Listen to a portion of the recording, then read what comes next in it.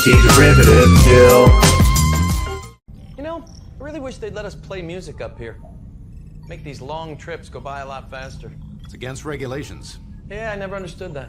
They just don't want us having a dance party when a proximity alert goes off. See, that's a dumb reason. Because we'd already be on our feet, ready for action. Yep.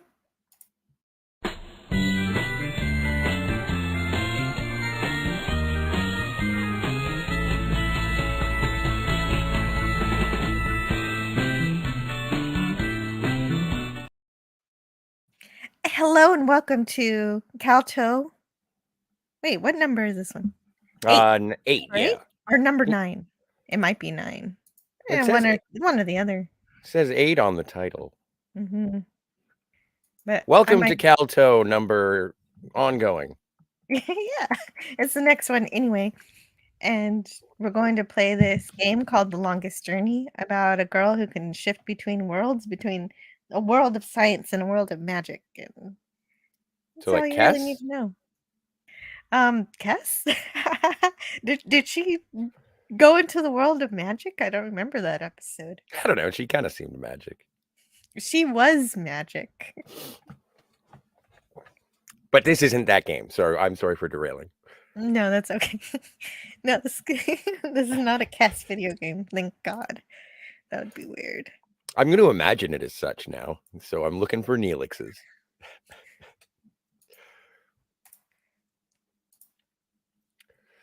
How many of these have we gone on? We've been through a couple of these. How many? I don't know. We've been to Stark. We've been to Arcadia. We've bounced back and forth. We've spent more time in Arcadia than I'd prefer. But, you know. Oh, yeah. This should be number 9. I mislabeled it. Oh, okay. But that's okay. Yeah, I'll fix it later. Okay. We'll fix it in post. Yeah. While you're setting up, I just wanted to say hello to everyone in the chat. Thank you for joining us here on a Monday morning. Or whatever time of day it happens to be where you are. But Canadian Spider-Man. Hello, everyone, and welcome. Where's the pie? The cake is a lie. Ploxord says, hail. And Ploxord, I have no idea whence the pie. Lemon says, what pie? Me? I almost bought some pie today, but I decided against it. I have muffins. On. Everyone is saying hello to everyone else in the chat, and thank you. Canadian Spider-Man says, I just like pie in general. And yeah, lemon pie is one of the best. Floxord says, I have no pie preference at the moment. And Jim's Landscape LLC #1 Commodore Productions is here. Hello, Jimothy. Hi, Jim. Ploxord says, The Longest Journey is a point-and-click adventure game where the player interacts with objects on the screen to solve puzzles and advance the stories. True. Hey, thanks. That's true. Jim asks if Jill is asleep. Nope. I am awake. Lemon starts around knowing that they are the best pie. Ploxord says, are we not entertaining enough for the moment? You're plenty entertaining all the time, don't you think? And Ploxord says, am I to receive mist vibes from The Longest Journey? No, it's a little bit more straightforward than Mist, actually. Which is nice, which is great. Yeah, we're on the beach. We spent the last episode underwater, so we finally got out of that. Yes. So now we are stranded on a tropical island. So we got to check out what's on this beach. Is that a box? Hey, Stark Iron is here. Hey. Among the debris. Who's here? Tony. Oh, Tony. Hi, Tony. Hey, that's great. Take the rope. Ploxord says to Jim, it was great to see your glowing smile with that latest What Came in the Mailbox video. Nice. I did see that. I haven't had a chance to watch it yet, though, Jim. Good idea. I got the rope. Sweet.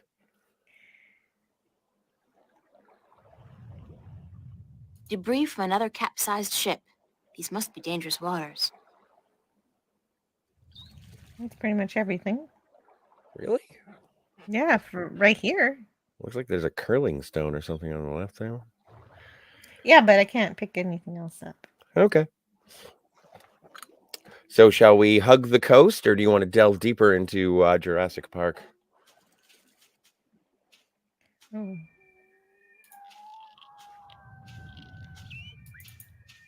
It's some kind of giant crab. Oh no! I'm Seems getting... like the thing's in a lot of pain. Yeah, the shell does look way too tight. Maybe he's outgrown it, but can't shed it. Or whatever it's called. Huh. Do we have any butter? Butter? Well, oh. You want to eat the crab? No, I was just thinking it might help loosen... I don't know. Can we talk to the crab? Sounds like the poor thing's in a lot of pain. I'll just take a shot here and ask you. Is there any chance you speak like a real language, like Arcadian or English? Okay. Now, is there some kind of magic I have to learn, or potion I have to drink, or eat, or ingest in some way to learn your language? Because that's usually how it goes. No? Too bad, although I'm glad I don't have to draw blood or swallow a stone or something. That was last week. Or Yeah. last time, rather. Last month. Can't help but feel that you're asking me for help, though. It's the strangest thing. After all, you're just clicking your claws, aren't you? It's not as if you're really talking, is it?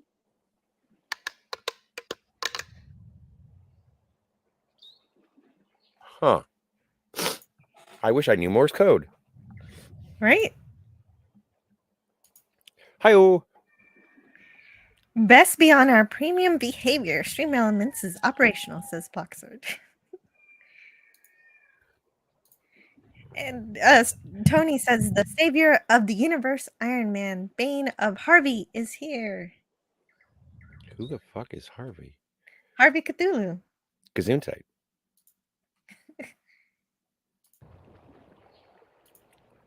Canadian Spider-Man says, our beautiful, warm spring weather starts tomorrow, Scotty R37, so you should get in a few days. Looking good for the whole 2-week period. Yeah, we're still hovering around 10 in gray skies, but it's still, you don't have to shovel gray skies, so that's nice. Lemon Pie says, Jill, congrats on your triumph over the temptation to buy a pie for no particular reason. Thanks. A capsized ship she didn't axe into? Says Tony. Yeah, she doesn't hack all of the ships that she comes into contact with. And the Canadian Spider-Man reminds you to hit the like button in chat and don't feel shy about sharing this stream with other cool people. True. Clear, unpolluted waters, overflowing with life. Just one more reason why Arcadia is both the vacationers' and environmental activists' wet dream. Literally. Talk there. It'll be too easy just to be able to use the rope on the shell. It's an old fireplace. Which we will have to set on fire at some point, I'm sure. The top half of the statue depicts a creature with a big mouth calling out. The bottom part of the statue depicts a creature with large ears listening to something. It's a creature with large ears. It's a triangular hole, like a keyhole. It's a creature with a big mouth. Okay. Cool. I can't do anything here yet.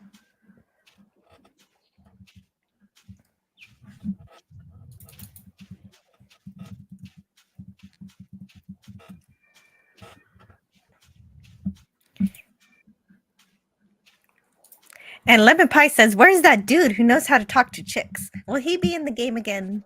Yeah, he's always April's neighbor. So if I ever go back to Stark, he's my next door neighbor. He's kind of mad at her right now. Oh, right. I forgot about that guy. Mm-hmm. He's a bit of a douche. Oh, yeah. Lemon Pie likes him. Oh, look, it's another The top statue. half of the statue depicts a big-mouthed creature calling out. Oh. Oh, look at all this. Yeah, so it's the same kind of thing. Weird. I don't remember any of this. It's the ruins of an old city.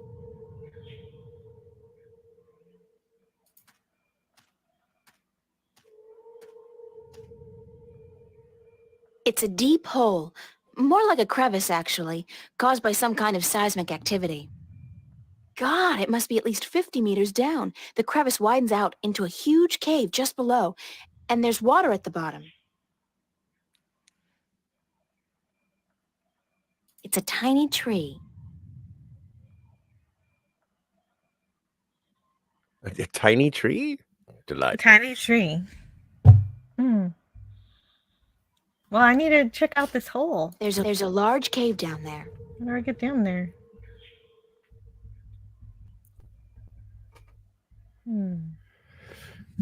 Ooh, I have an idea. What's your idea? Well, the only thing that we have so far from this area is the rope, right? Mm-hmm. And we got a hole, right? Mm-hmm. And we got a tree, right? Mm-hmm. Yeah, I see where you're going there. Good idea.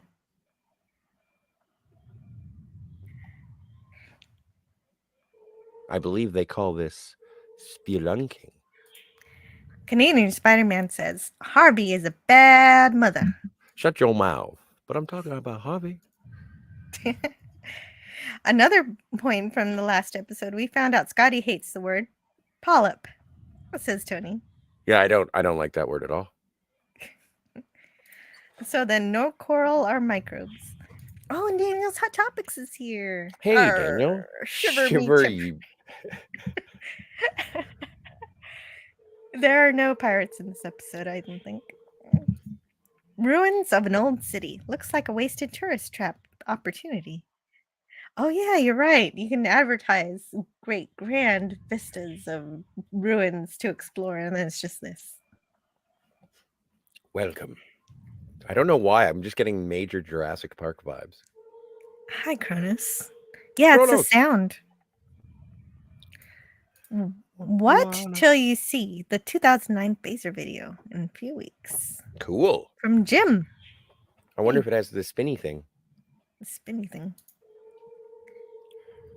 Well, the 2009 phasers are the ones that if they go kill, then it just flips around and stun flips around. Hey, look at this. What is this? I don't know.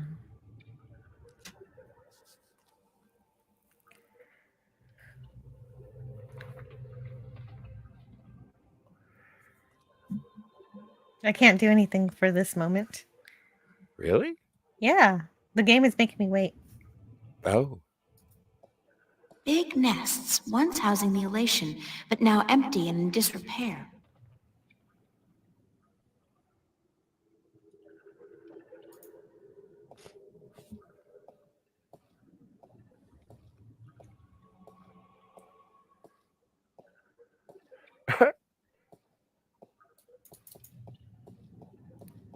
It's the remains of a stone structure that probably fell down here through the crevice.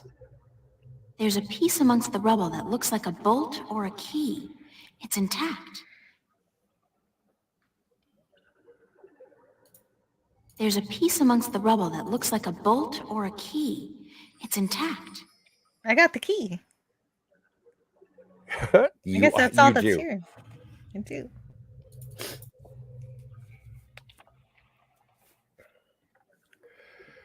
The key to, well, I guess the pillars. We're going to have to figure out that code. Mm-hmm. It's going to be a pillar spinning thing. Yeah, it's just a bunch of puzzles. Well, no, I know, I get it. I'm trying to climb up, and it made me climb back down. Daniel's Hot Topic says, OMG, Scotty and Jill, you will never guess what happened to me today. I lucked out. Really? Yeah, really, do tell. Tell me more. Ploxard says, stay out of the island center. That's where the bigger animals trundle about. There's always a bigger fish.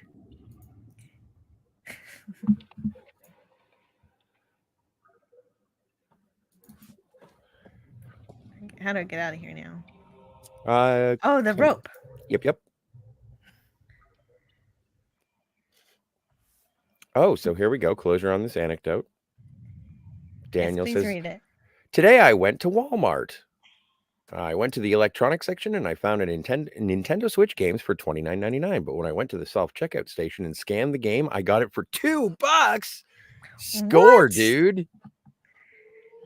That's awesome. Skogly is here. Hey, Skogly. Saying, Hello, "Ha ha." Skogly. Nice. So great to see you. Daniel stole. No, Daniel found a loophole. That's amazing. Good work. And Ploxer agrees. Nice. The bottom half of the statue depicts a large-eared creature listening intently.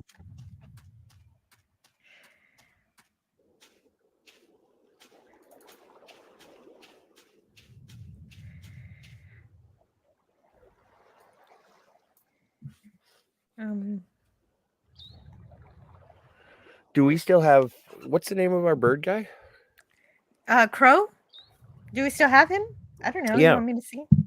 Well, I'm just sort of, every time we start up playing this game again, I always have to sort of remember what we have access to. Good call. He's around. Cool.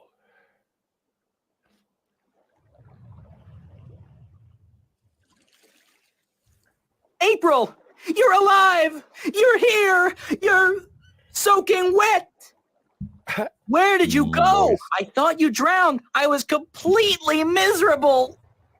And the chicks on this island are so prissy. They don't even care for a kiss unless you're all settled down with a nest in your own territory. Tell me about it, Crow. Tell me about it.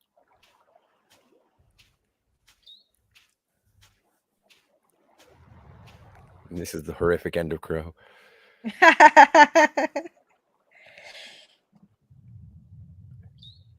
I had a little adventure under the sea.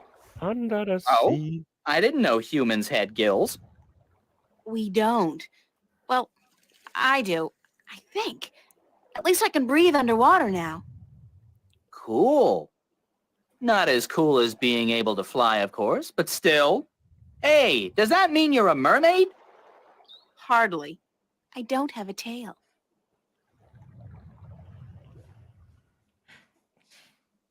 What did you do after I saw you last? Well, it took a while, but I found land. Not this island, just a rock with a couple of trees, basically. But when I went back to tell you, you disappeared. I thought you'd gone bonkers from thirst and hunger and drowned yourself or something, so I decided I'd better find solid ground myself or I'd suffer the same fate. And then I found this place. Nice, isn't it? And the best part is, there are no hunters. Only a bunch of big crabs on the east side of the island and a volcano. What about the prissy chicks? I don't know. Maybe he'll tell me Glad here. to see you haven't lost the gift of the gab, Crow. Lady, you have no idea how limited bird Twitter can be. It's all, hi, this, and here I am, that, all damn day long. I haven't had a decent conversation in days. Well, you're making up for it now. I never know when you're going to go AWOL on me again. I'm gonna walk around for a bit, Crow. I'll just stay here and preen myself, thank you very much.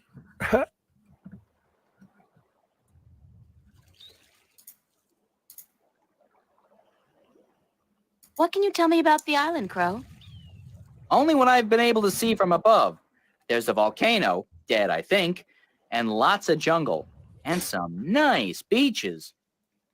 I'd like to explore the jungle, but I'm afraid I'm gonna get lost. Any ideas? Well, I could stay airborne and keep track of where you are. That way I could direct you when you get lost. Sounds like a super plan, Crow. Let's go.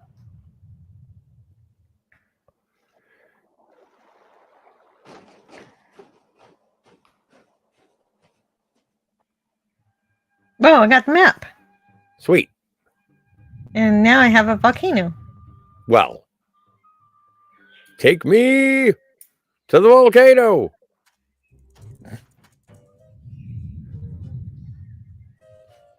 Is it Vol? That's Vol. The rumbling is much fiercer here, and the ground is really shaking. It's definitely seismic. It has got to be emanating from this volcanic mountain. I mean, it looks dead, but it must be about to wake up or erupt or something. Great. After surviving a shipwreck, being kidnapped by fishes, and learning to breathe in water, I'm about to die in a volcanic eruption? Isn't that ironic? Wow, you're optimistic. She is. Lemon Pie says the person who mislabeled that at Walmart was fired.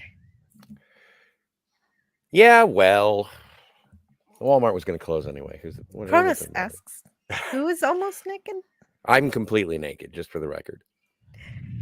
Lemon Pie says, chicks. That crow knows how to talk to women. True.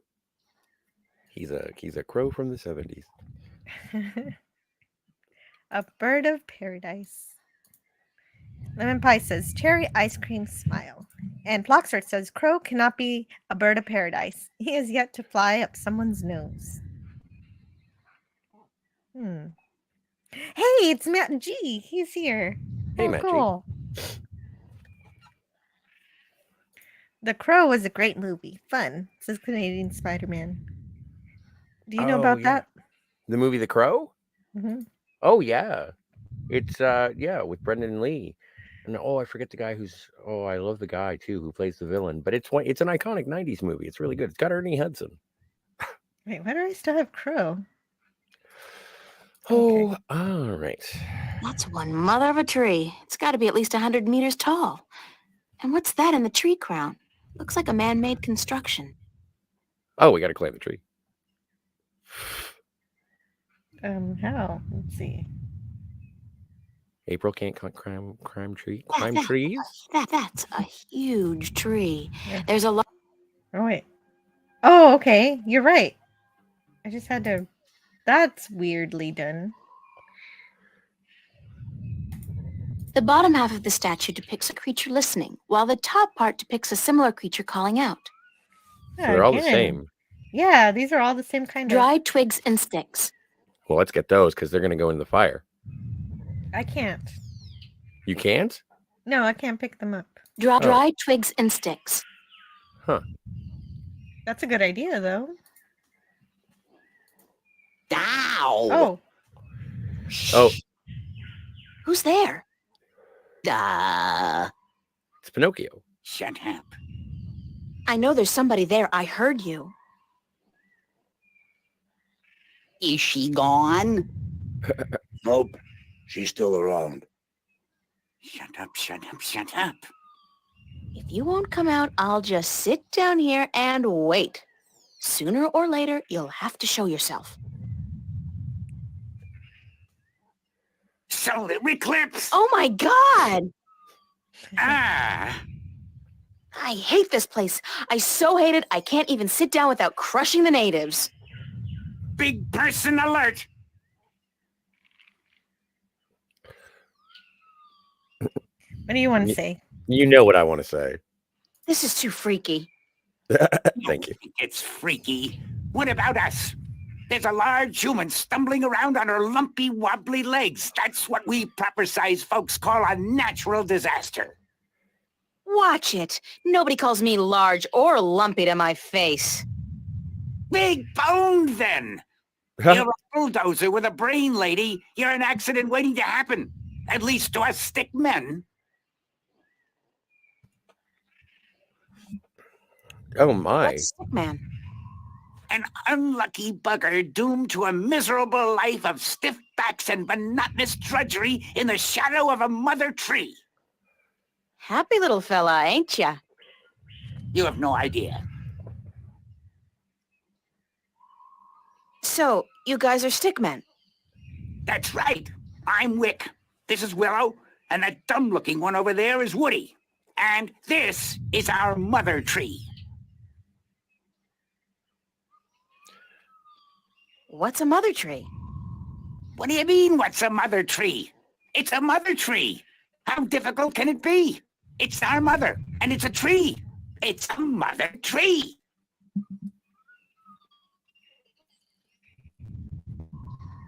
I can't argue with the logic. What do stickmen do? Mostly bitch and What do we moan. do? What do we do? What do you mean, what do we do? Well, the people in this world always do something. Like the Banda dug tunnels in the earth. The Meram killed Snapjaw and covered their houses with Tanyen. You gotta do something. Hey, it ain't easy being a stick, let me tell you.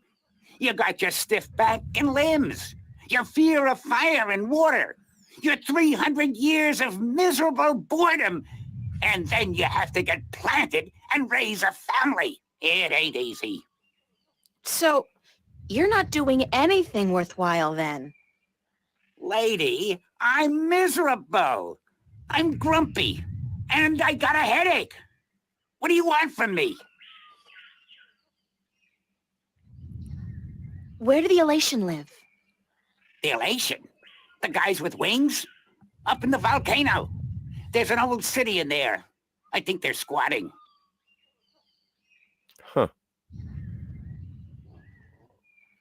How do I get into the volcano? You don't. The road collapsed a few centuries ago, and when traders come, the Elation fly down to meet them. Nobody goes up there anymore. What's that constant rumbling noise? Lady, you have no idea what we have to endure. All day, all night, that noise is just murder. It all started when Quaman, the quiet giant, would you believe that's what we used to call him, was banished by the Orowal from his perfect fishing place to some remote place in the forest. Whoa, information overload. Let's step back for a minute to fill in the details. Who's Quaman, the quiet giant? He's the scariest human we've ever seen. He stands tall as a mountain and uses whole trees for toothpicks. But he was the quiet type and reasonably gentle for a human. He'd spend his days out by the Orowal village, catching fish and frying fish and eating fish, and looking out across the ocean, dreaming about loose women or whatnot.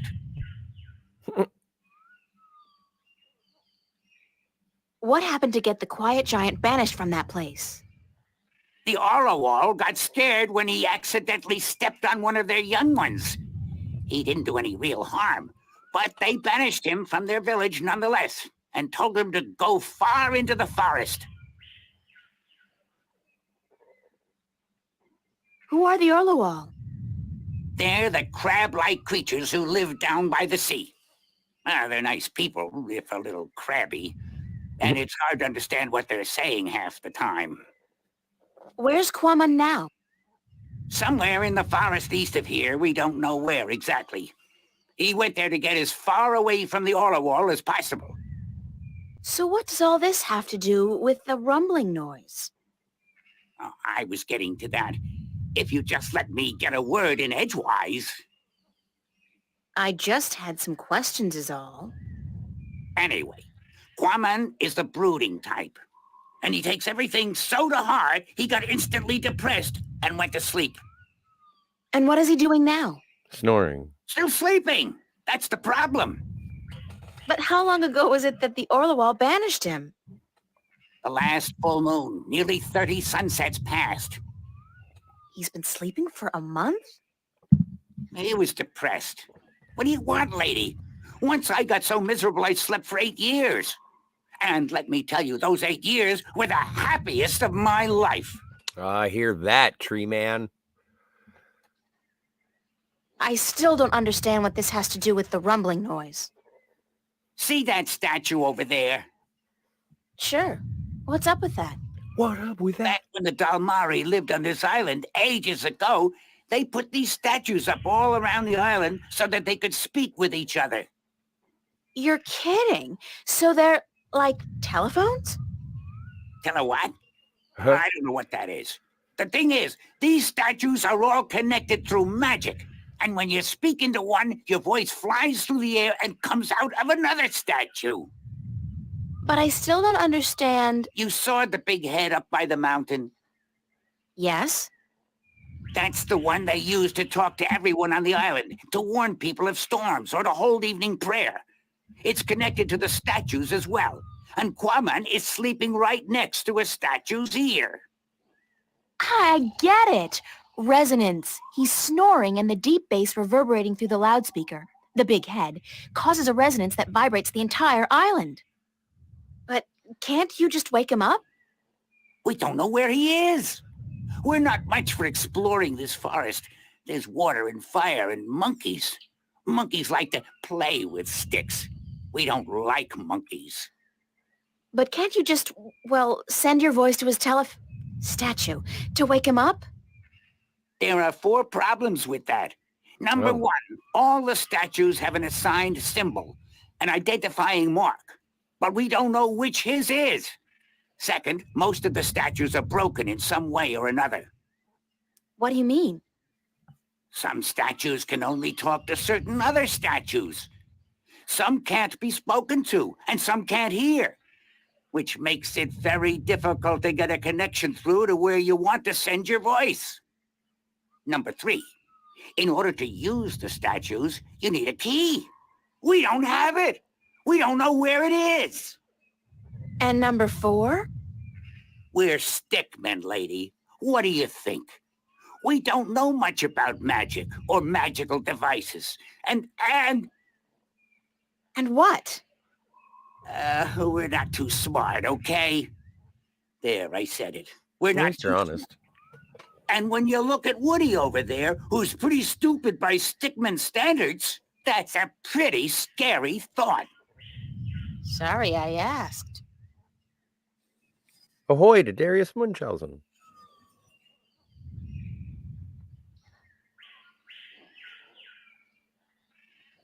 Scogli says, label that was on it said $29.99. The price of the checkout is an administrative error. And it worked out in Daniel's favor. So, you know, I like getting away with things.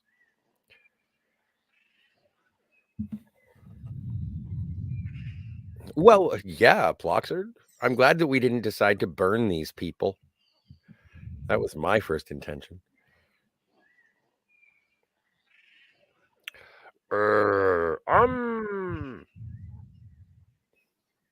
And Matt G says, I went to a planetarium last night and saw a Plinkfoid laser show. Plinkfoid? Pink Floyd. That's the one. Sorry. I don't listen to hip hop. It's not hip hop. It's rock and roll. I'm not. Yeah. You know Pink Floyd. You just don't like them. I'm just not a huge fan. I'm not against them. You've expressed that you were at one point. Ploxard says. Yeah. But maybe you're exaggerating, and I never know when you're doing that. Well, I don't dislike them as much as I dislike Rush. Rush is the gold standard of things I don't like. Uh-huh. Ploxard says, upsetting forest spirits comes with consequences. And Canadian... Oh, wait, what? I was going to say, it was kind of funny when she went to go sit down, and then one of the stickmen was like, solar eclipse! So, you know.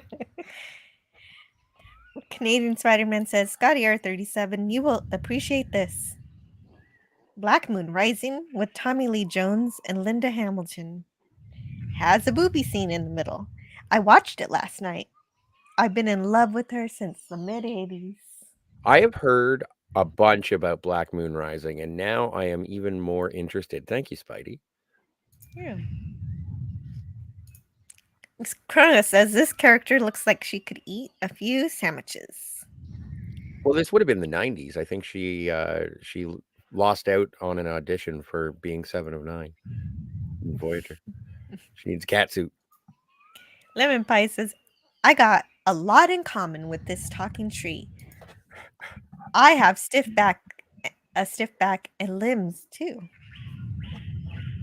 And Kronos says, we are Groot. We are Groot. Nice. And he also says, can I make morning wood jokes? Please do. You don't even have to. Well, it is morning. Yeah, it is morning time. Foxford says, building evidence to avoid the island's center. All we have to do is wake up a giant. Doesn't sound harmful or dangerous. Krona says, oh, great. Now there are crabs. And Ploxford thinks that April sounds a little too interested in this storyline. And yeah, hey, it's Darius for sure. Yo, what up, my nerds? Who got a big head? The volcano actually has a giant head. Does the tree man think of us as monkeys? E plabnista. Well, I'm half monkey, half machine. Oh no, Robo Chimp. Blacksword says, more as inconvenience than anything else, but the nomenclature is applied. Fair enough. Sunday night Jill stream. Or is it chill stream? It's a Jill chill stream.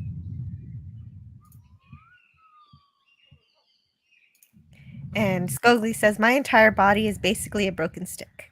Oh, sorry to hear that. Yeah, but you look great. True. Are we going to start fiddling with the phones? Phones, I don't know how to fiddle with them yet, Okay. but I will in a little bit. Yeah, explore a little more. Oh my. That's Oh. exploring? You just climbed inside the mouth of the volcano? I was just looking to see what it was. Well, it looks like someone else has some ideas. It's a small, eye-sized aperture with a crystal in it, like a lens. Maybe some kind of telescope? I don't see anything interesting. That symbol represents one of the statues cum phone booths scattered about the island. It's a keyhole. I have a key. We do have a key.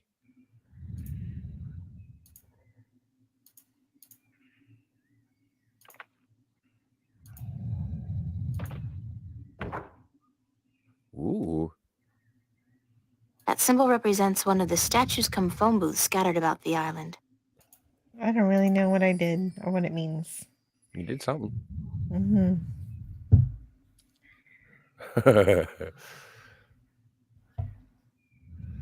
It's a statue standing in the ruins of a city. Okay. Well, maybe I try again.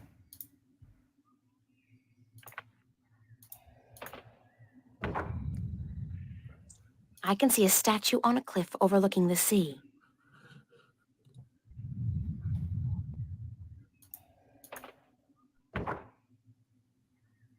I don't see anything interesting. I don't see anything interesting. I don't see anything interesting. It's a statue just below a really tall tree. Did we keep an eye on what these symbols were? Or is it going to become apparent? Because tall tree is going to be this Superman looking thing. Okay. Should we go through them again just to see what they are? Just in case. Okay.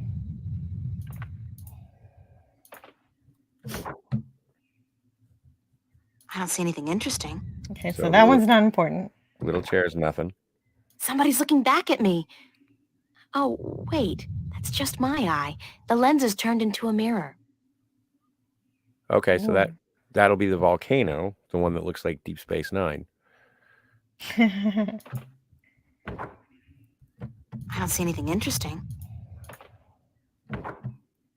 It's a statue standing in the ruins of a city. So the arrow guy is a statue in a city. I can see a statue on a cliff overlooking the sea. Statue on a cliff? Mm-hmm. Cool. I don't see anything interesting. Nothing. Another chair guy. I don't see anything interesting. Okay, good. Ziggy Zaga? I don't see anything interesting. All right. Okay, and now we're back to this one, so I think we're good now. We are good. I got them written down. Sweet. So, I don't know. What are you thinking? Do you want to go to the tree first? The mother tree? Well, I don't know what to do there yet. Let's see.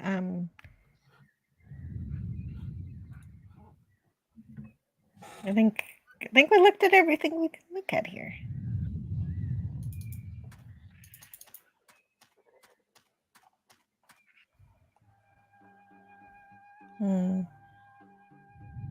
Or maybe you're right. Do I need to look at the large tree?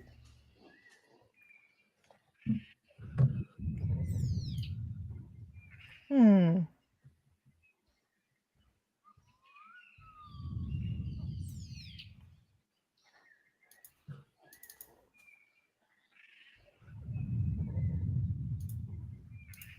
I'll try putting the key here.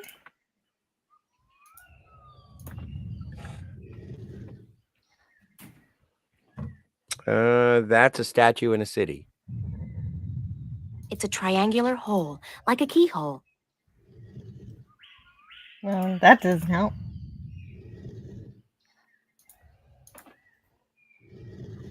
That was something that doesn't do anything. It's a triangular hole, like a keyhole. No.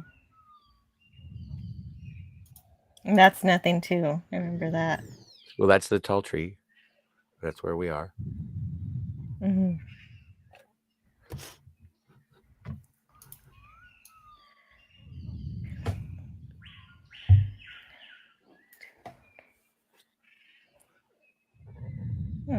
Give it another turn.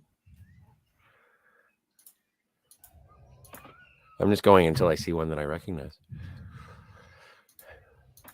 That one was nothing. There's deep No, space that's- nine. Yeah, that's the volcano. Okay. But there we were just there, and there's nobody there, and I think we're trying to yell at the giant so he stops breathing into the phone. Okay. It's a creature with a big mouth. It's a creature with large ears. It's a creature with a big mouth. Hmm.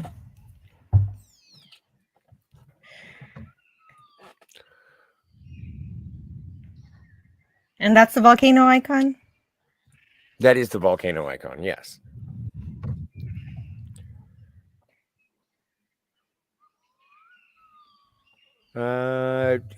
So I'm assuming that the mouth is what you talk into and the ear is what you listen to, Yeah.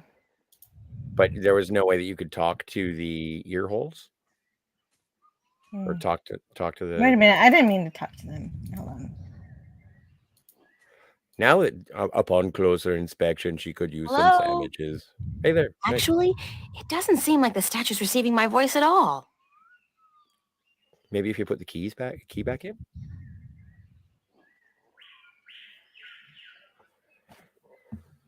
Hmm.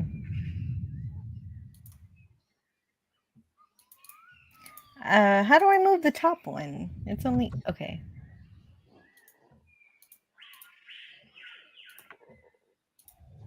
Oh wait. I can move the top one. Okay, so Oh, that's important. Cool.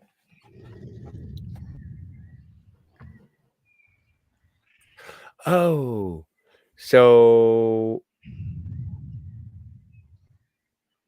person talking, person listening. Mm-hmm. So we want the talking one to be the tree. So that'll be the Superman sign. Okay. Okay. Cool. I'll see if it's up here.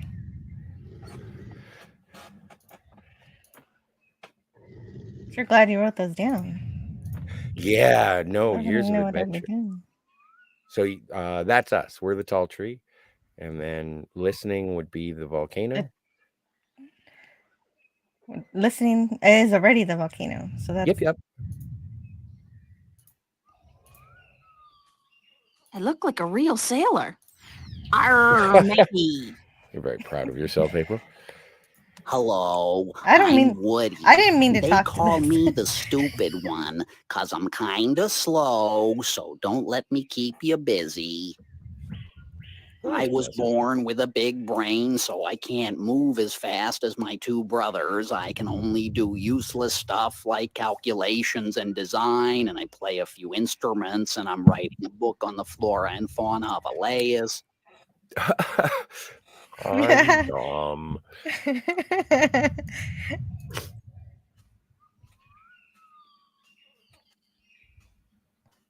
Hello?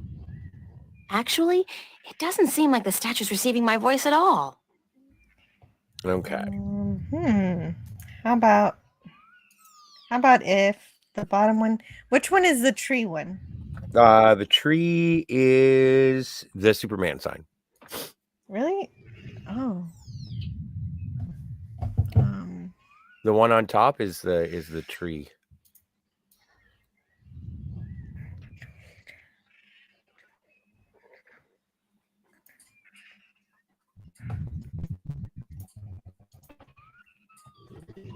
Right.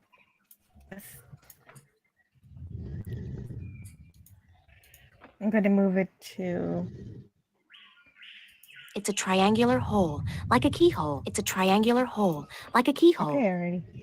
We get it. Thanks, April. So what's the chat saying?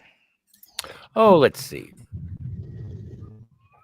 Oh, Oiler Greg is here. Hello, Hey, Oiler hey, Greg. Oiler Greg. I'm trying to figure out a puzzle. Chrono says, I did laugh at Robo Chimp. Dead or alive, you are getting poop flung at you. Ploxard says, Robo Chimp, is this along the lines of Trunk Monkey? Yes. Ploxard says, Zardoz. And it spells out sucker. Yes. Kronos, you silly Robo Monkey. The mouse cursor is annoying at antiderivative Jill.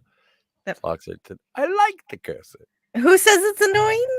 Kronos. Kronos. Oh, okay. Kronos says, depends on the track. Ploxard says, TOS Enterprise? Indeed. And Skogly, thank you. She has an instructional video on her channel about the Enterprise cursor. Absolutely. You can I skip it. do. Thank you so much. Which one is the volcano?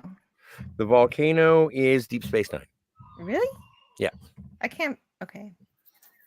So for the top one, do Superman.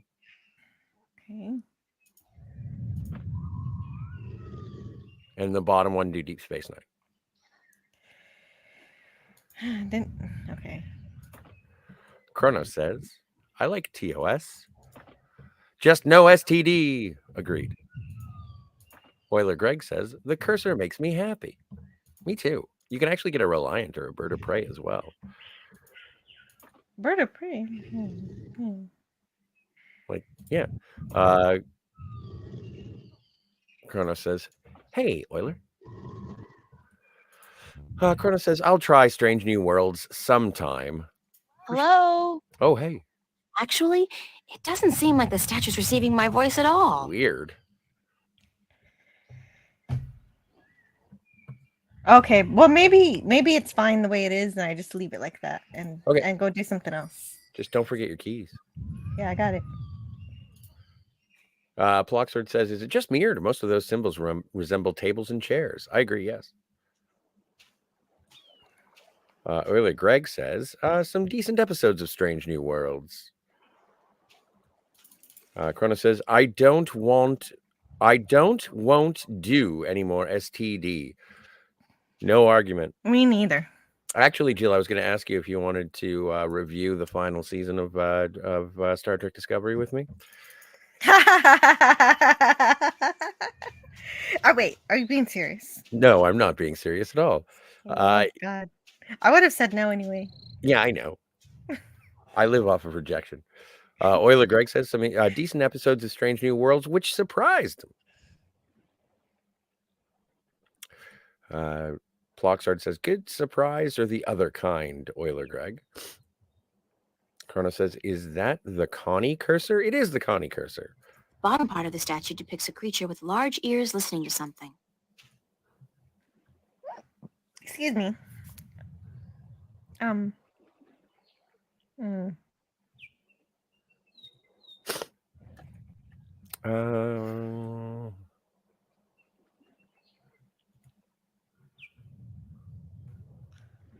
Oh, we're at the cliff, aren't we? Yeah, we're at the cliff. Statue on the cliff. I think the top one we're going to a smiley face looking thing. Okay. Let me get my key. Because if that's where the if we're putting where we are in the top one.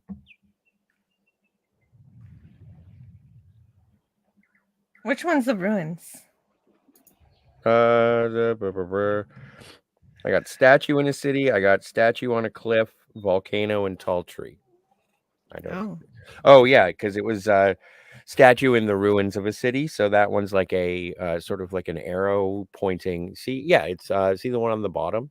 Yeah, Oh. that's That? the statue in a city. Yes. That's the ruins? Or Mhm. no. Okay.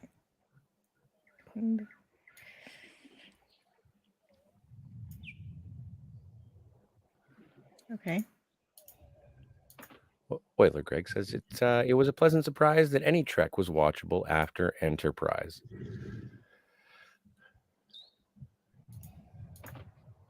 Where's that smiley face looking thing? It's far, far better than Discovery.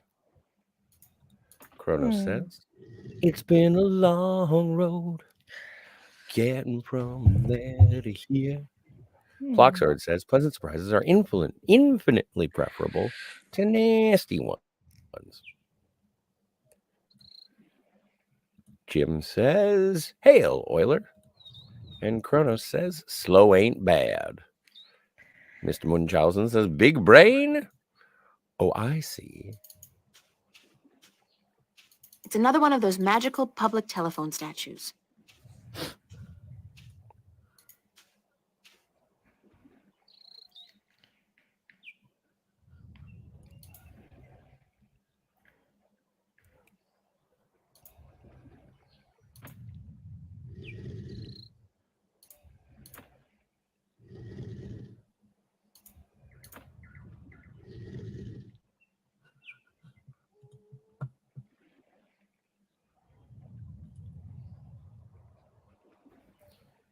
See that? It's a triangular hole, like a keyhole.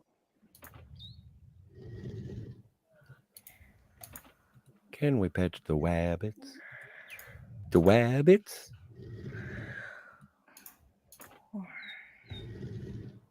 Oiler Greg says, I do a bi-monthly entertainment stream with a German friend, and so I have to watch Discovery and other stuff to review it. Plus, I have seen all Trek movies and series, so... Wow, you watched it all. That's incredible. Yeah, man. Completionist. I admire. Oh, goodness. Hey, what is this symbol for, this one? Nothing that I have. No? No. I don't see anything at all. Which one is for the tree? Oh, maybe... Tall tree is Superman. Really? Okay. Ploxard says, so Paramount Productions are an occupational hazard. Yeah, I can understand that, but as long as you get some enjoyment. I don't get any enjoyment, but I guess if other people do, that's great. It's kind of like me and coconuts and mangoes. Other people like them, but I just don't understand. I don't like coconuts. Mangoes are okay, but why? Like if I have to eat them. Yes, like if I were stuck on an island or something. Slim Nim. Hello, Slim Nim. I remember playing this when it came out. That effing rubber duck crap at the start. See, I don't even think I got to play the rubber duck stuff. I think I showed up a little... Yeah, you were after the rubber ducks. Yes. Post rubber ducks. Jim says, Scotty, stay out of the hole. Oh, yeah. There's another phone. Scogli says, Oiler Greg, have you seen the Discovery short called Calypso? I've seen that. Is that when the Mars base is attacked or something? I forget. No, I think Calypso is the one where there's it's the far distant future Discovery that has a sentient AI. Yeah, I remember that. That was kind of funny. Oiler Greg says, I was totally shocked by the improvement of Picard season 3, but I haven't formed a complete opinion of it yet. Scogli says, the shining jewel of all new Trek. Does he dance with the AI? I think that's what happens. Yes, right? he does. Yes, he does. Scogli says, Calypso, that is. And Oiler Greg says, no, Scogli. Scogli says, it's wonderful. You have to see it. And Euler says, thanks for the tip. Euler, cheers. Scogli says, Discovery is a joke, but this one particular short is literally the shining jewel of all new Trek. It's amazing. I'd have to check it out again. I'd have to take another look. Tony says, still here, just listening, playing Fallout. Yeah, that makes sense. I would too. Except I wouldn't do that too because I enjoy playing these longest journeys. They do end up being a little lengthy, but whatever. Kronos says, Prost. And Lemon says, ahoy to Euler. Plocksword says, statue not receiving message, time for an impromptu stumble into the unknown. And Kronos says, why so serious? Euler Greg says, hey, Lemon. And Jim says, thanks, Scotty, for reading the chat. That makes me happy. It makes me happy, too. Because it gives people a chance to Engage. hear you talk while I figure out what this puzzle is. Where I probably got all these symbols incorrect, but let's see. Plocksword says, are suggesting we are possessed of wider grins, Kronos? Slim Nim says, just wait till you get to the crazy crap at the end puzzle. Without a walk, took me like 3 months to beat this. Actually, it doesn't seem like the statue's receiving my voice at all. That's what I thought was going to happen. Okay, I guess I got it wrong. Oh, and I think I left my key. Oh, no. Remind me never to go on vacation with you. You would leave the key in the hotel room all the time. Well, Really I can great. just go down to the desk and get another one. All right. Okay. That's fair enough. At least there are no people around here who are stealing the keys. I think I do have to take Snoopy out, though. Hang on. That's all right if you have to do that. Euler Greg says, payphones were awesome. They were unreliable and nasty and eat your money, plus dangerous. Awesome. Cronus says, ducks are rubbery? Flocksword says, yes, rubbery ducky. Sometimes that's true. Sometimes a duck will be rubbery. Whack, whack. Affleck. Flocksword says, oh, wait. Are those the rubber duckies with which lose wheels and toss passengers? Okay. Oh, what? I think my problem is that I don't have them written down like you do. So can you read me off which each one is? Deep Space Nine is the volcano. Yes. Deep Space Nine is the volcano. Superman is the tall tree. The arrow that is pointing right, like the soft arrow that is pointing to the right, is the statue in a city. And then that, not really a smiley face, but whatever that guy is on the bottom where it's centered there, that statue on a cliff. Okay. Thanks. Cool. I'm just going to go let Snoop out and I'll be back in a flash. Yeah, go take care of Snoopy. Make sure he's okay. And while I figure out what the heck I'm doing here. Statue with the tree is the statue with the tree. The cliff with the tree. It looks like what it is. This is the only one that looks like what it is. None of these others look like what they are. So I guess that should help me. And so, volcano, then to the cliff from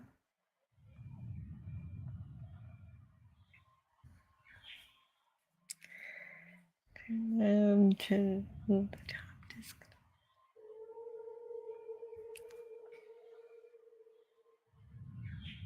Okay. All right, guys. Where are we? Kronos says, oh, great. Now I have that song in my brain. Which song? Slimmin says, getting rid of payphones was a public hazard. Oh, did you get rid of payphones? And Kronos says, bath time. Yeah, that's what you do with the rubber ducks. And Lenrod says, oh, dang, I need sleep. But I see this now. Oh, hello, Lenrod. I'm trying to figure out how to get these magical telephones to talk to each other.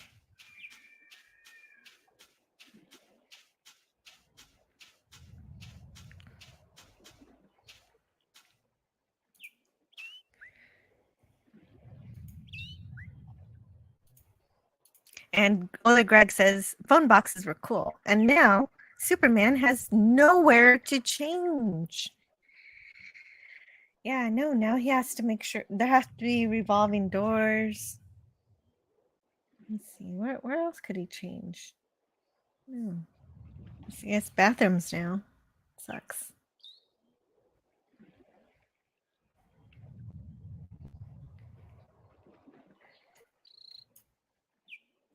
Okay. Okay, so which one was the city? Arrow to the right. Yeah, so.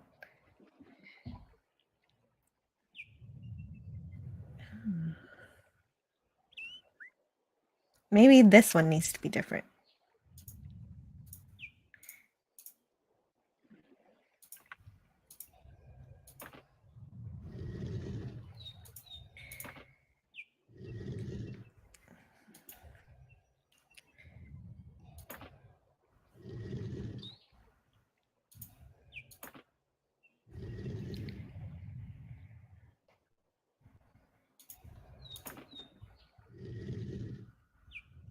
No, you know what? It should be Superman.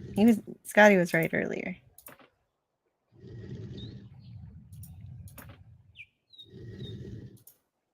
Okay.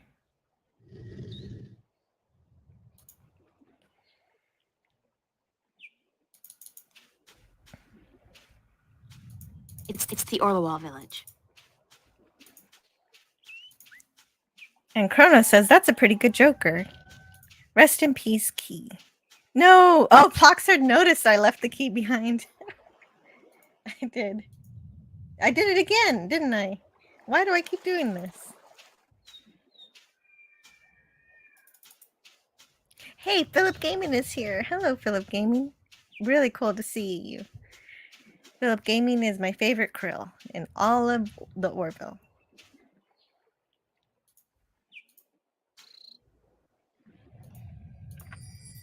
The top half of the statue depicts a creature with a big mouth calling out. This is why you need a navigator, says Euler Greg. Last navigator? Says Kronos. Ploxard says Scotty is proving a reliable navigator. I vote to keep him on the island. And Philip Gaming says, nice Enterprise cursor. Thank you.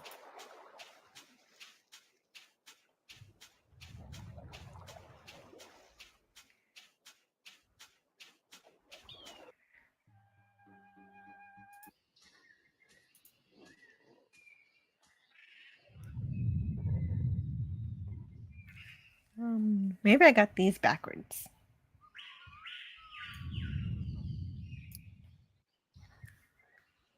Let's try flipping these.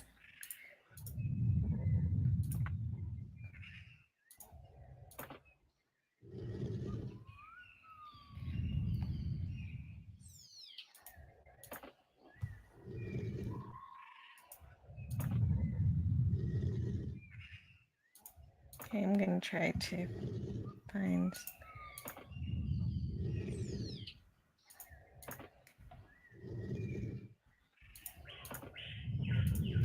Slim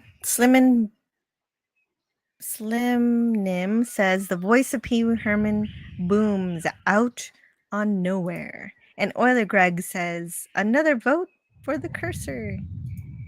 Chrono says, dang it, I can't eat member berries. Wait a minute. Dang it, I can't member berries the song. And Kapla, the Bird of Prey 5. Hey, Bird of Prey 5 is awake. Lucky us. I agree, a bit early. Ploxard says, does the crab have any information about the magic phones?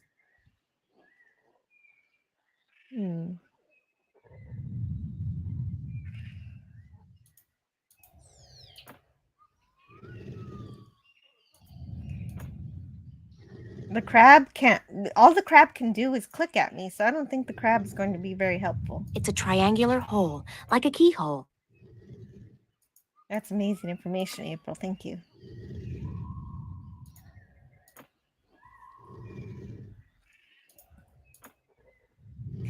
Lenrod says, there's what's left of the phone box at the old police station near here.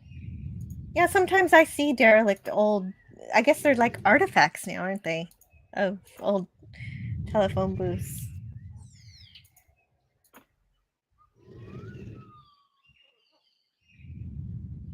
Yeah, Lenrod says it has grass growing in it. Wow.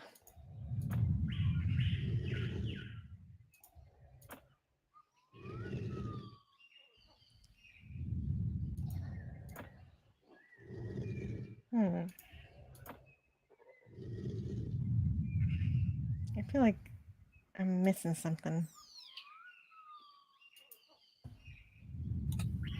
How go the key turns? I don't know. I feel like I'm missing something here. Well, apparently, according to Slim Nim, it's going to be 3 months. 3 months for what? Until we figure this out.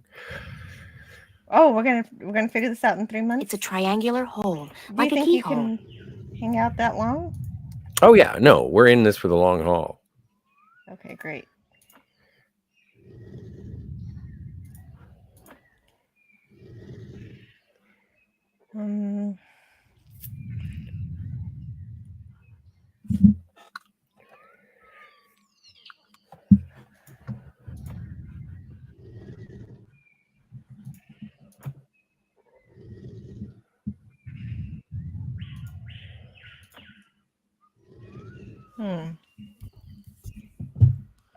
It's the tree.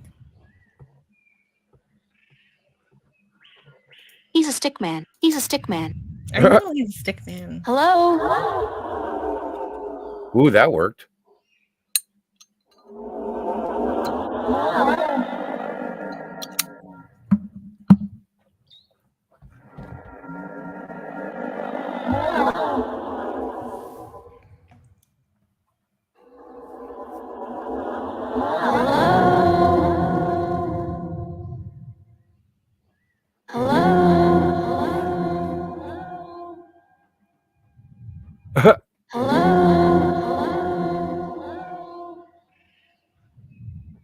Wake up!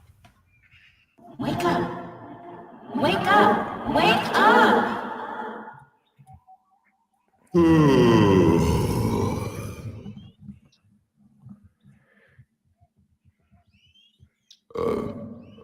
Who'll be there?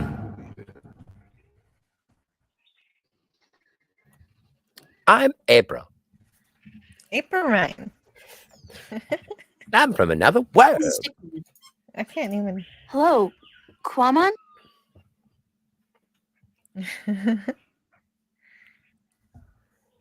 I'm April Ryan. Okay. I'm April Ryan. That's a funny way to start. And me be Quamon. But what you be doing up in the air, big woman? Me some geography. Watch it. I don't. It's just my voice that's big, Quamon. I'm really quite average, size-wise. Could you please stop snoring? Could you please stop snoring? Quamon be snoring? No one ever tell Quamon he be snoring. But then Quamon always be sleeping by his lonesome. No woman like Quamon. I hear you, Quamon. Don't say that about yourself, Quamon. I'm sure that. You know, it's kind of uncomfortable to be discussing this in a public like this. Yes, everyone be hearing about Quamon now.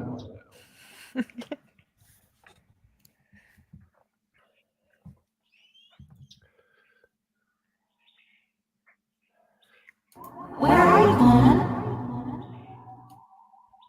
That be a secret. Quamon want to be left alone.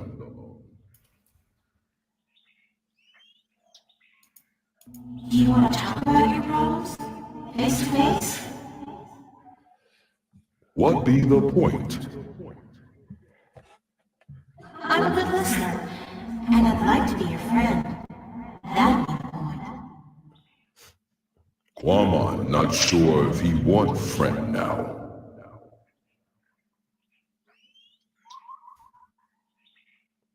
Please let me be your friend. Why? Fun and profit. Because I'm lonely too. I don't know anybody on this island, and I need some help. Well, Quamon be wanting to help, but Uh-oh. okay. Quamon be your friend and talk to you. My secret place be in the ruins of the old temple by the wells. Follow the stream up from the rock beach and go right where it branches. Thanks, Norman. I'll be there as soon as I can.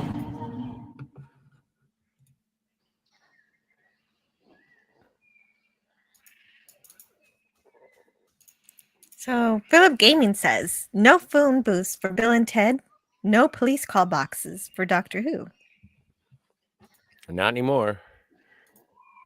Prana says, some peeps love smoking grass. And Bird of Prey 5 is going back to bed. Sweet dreams. May you dream of Stovokor. Or the Greg says, Scotty should build a phone box for the channel. American or English style? Oh, it had like a booth, something that Superman can change his clothes in. Krona says, hey, and later, Bird. Yeah. Why even bother, Bird? Just sleep. Oh, it's always nice when he graces the chat. Yeah. Oh, okay. I gotcha. I thought somebody was bothering Bird, so I was confused for a minute, thinking who's bothering Bird. But like, okay, no, I'm glad you stopped in to say hi, even if it's just for a second. It's always appreciated. Philip Gaming says, but I'm not even seen on screen as Krill. Thanks anyway. Yeah, too bad. You're my favorite. Because the Krill generally aren't that great, so you must be the best one. Bye, Avis. How dare you? Slimden said, God, I'm the only one to get the navigator joke. Am I just that old? I'd like to be flattering and say no.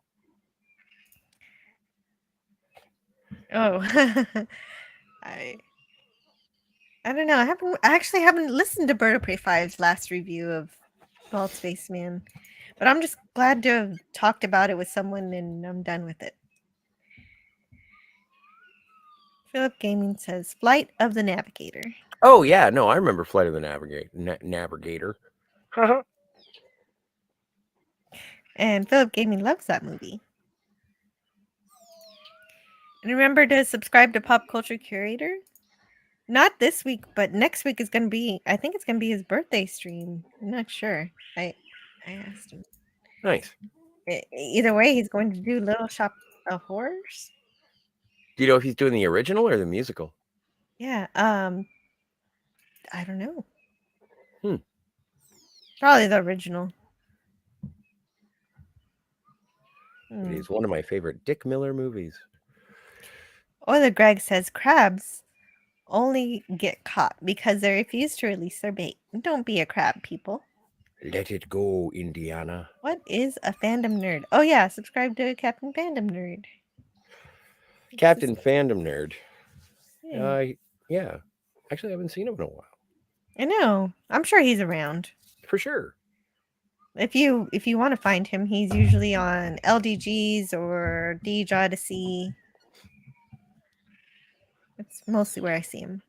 I think Deej just had a birthday too. Yeah, he did yesterday. Groot is getting annoyed. And Ploxert says, halibut?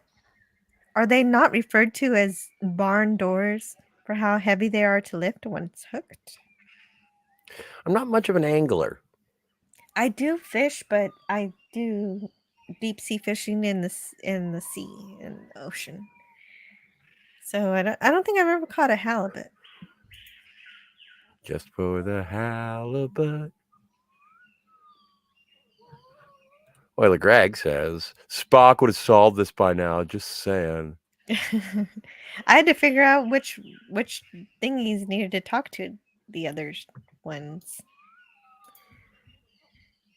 The city had to talk to the tree, and the cliff had to talk to the volcano. You know.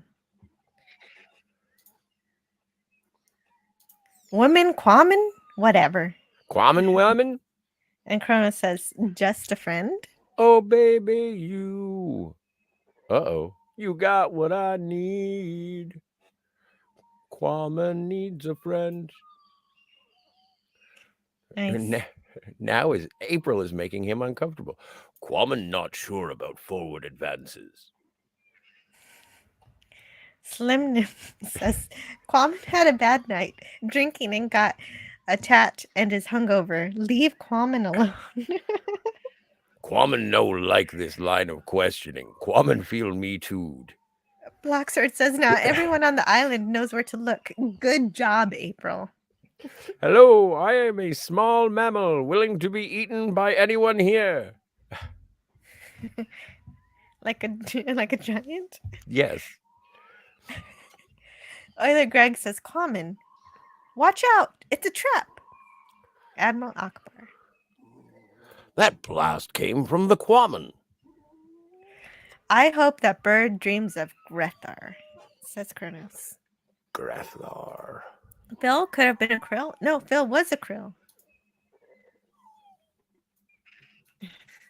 Phil Gaming says, yes, I worked on season 3 of the Orville. I played a krill, but I wasn't seen on screen.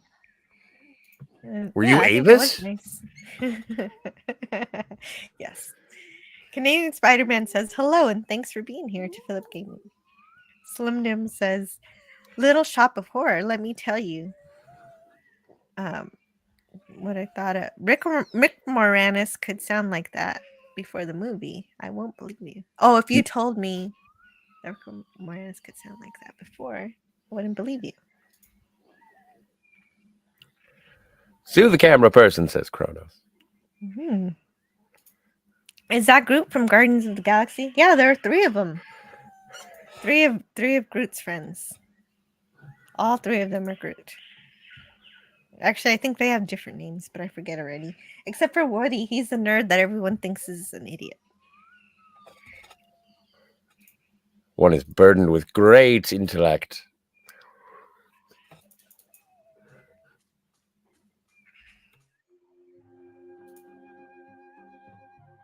Okay, we got a new place. The Quiet Giant's Glade.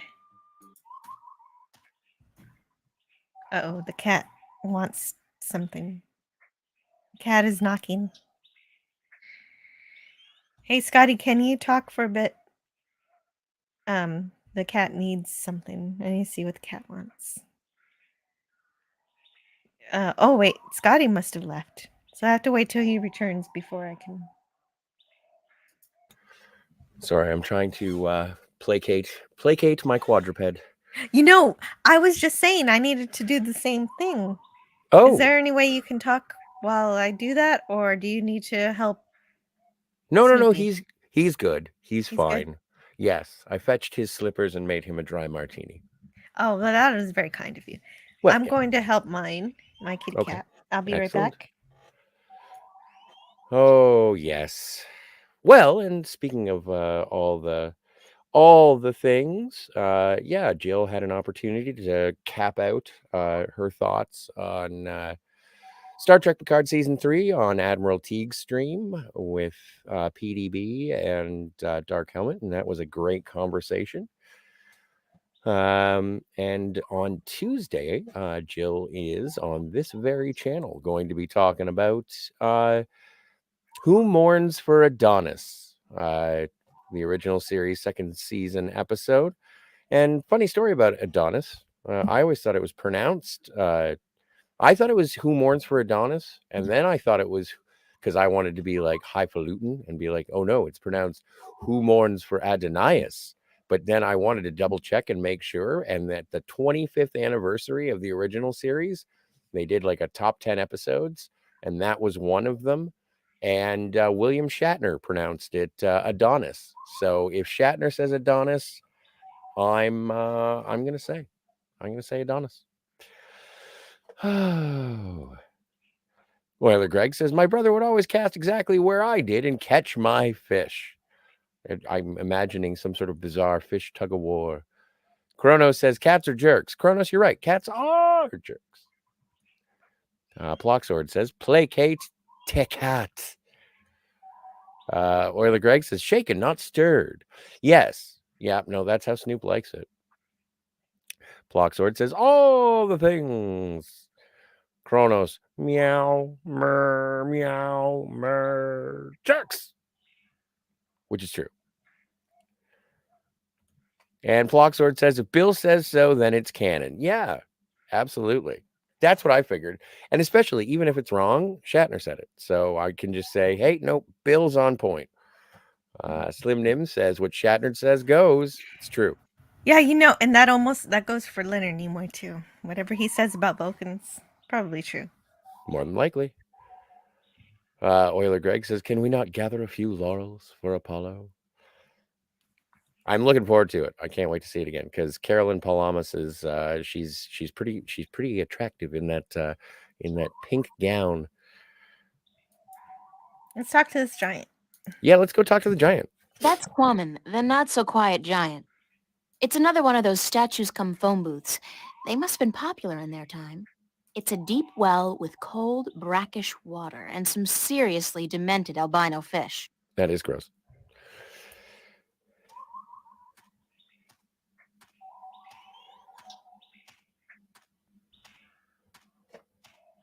Whoa, you are big. You're just about the biggest person I've ever met. Easy, April. Woman be a freak. No one be liking him. I didn't mean it that way. I just meant... April, you know just what to say, don't you? I'm sorry. I like tall guys. Really, I do. You be the only one then, because no one else want anything to do with Quammen. No Quammen, no cry. Well, you don't have to bend down, dude. You're not that tall. What happened between you and the Orla wall? Oh, Quammen be so clumsy. You are Jar Jar. So dangerous. He should not be among people. He be only hurting them. The Orla be kind, letting Quammen live and fish in their village. But then Quammen be stepping over a young Orla, almost breaking his shell. The Orla tell Quammen to leave village, to not come back because he may kill an Orla. They tell him to go as far away as possible. Quammen be sad because he liked the Orla, and because Quammen be having the best fishing place in all of Elias. He lose his friends and his food. What do you eat now?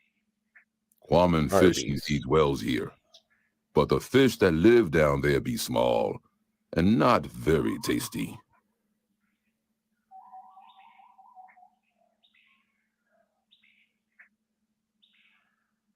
How did you come to be on this island? That be a long story. Do you want Quammen to be telling you? I'm guessing you're gonna. Do you want me Sure. to skip it? No, we gotta hear. We gotta hear what Quammen has to Tell me say. the story. Many long moons ago, Quammen be happy. He be working at the Circa in Coruscant, where Coruscant? he be big attraction. What did you do? Quammen be the world's strongest man. He be popular. People come to see him from all the Northlands. Some even from east of the Bay of Fire. Crisp and But then there clean. be an No caffeine. accident.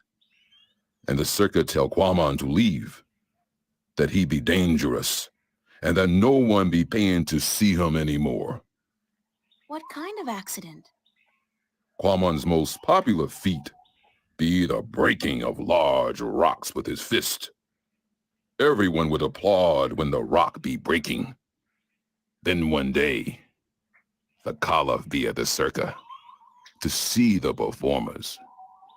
He be saying, Kwaman, I hear of him breaking a large rock with his fist. This I want to see. But my performance be over that day, and there be no rock to break. So the circa ringmaster Obran, he be saying, let's get a rock in here, any big rock at all. So they bring in this rock that Kwaman never be crushing before. Kwaman not be sure if it is a good idea, because rock can be dangerous when it breaks. But Obran be saying, this you must do. The Caliph wants to see we do not disappoint the Caliph of Khorasan, or we lose our heads. So Kwaman break the rock, and when it breaks, What happened? there be large pieces of rock flying everywhere, and one piece be hitting the Caliph and one his son.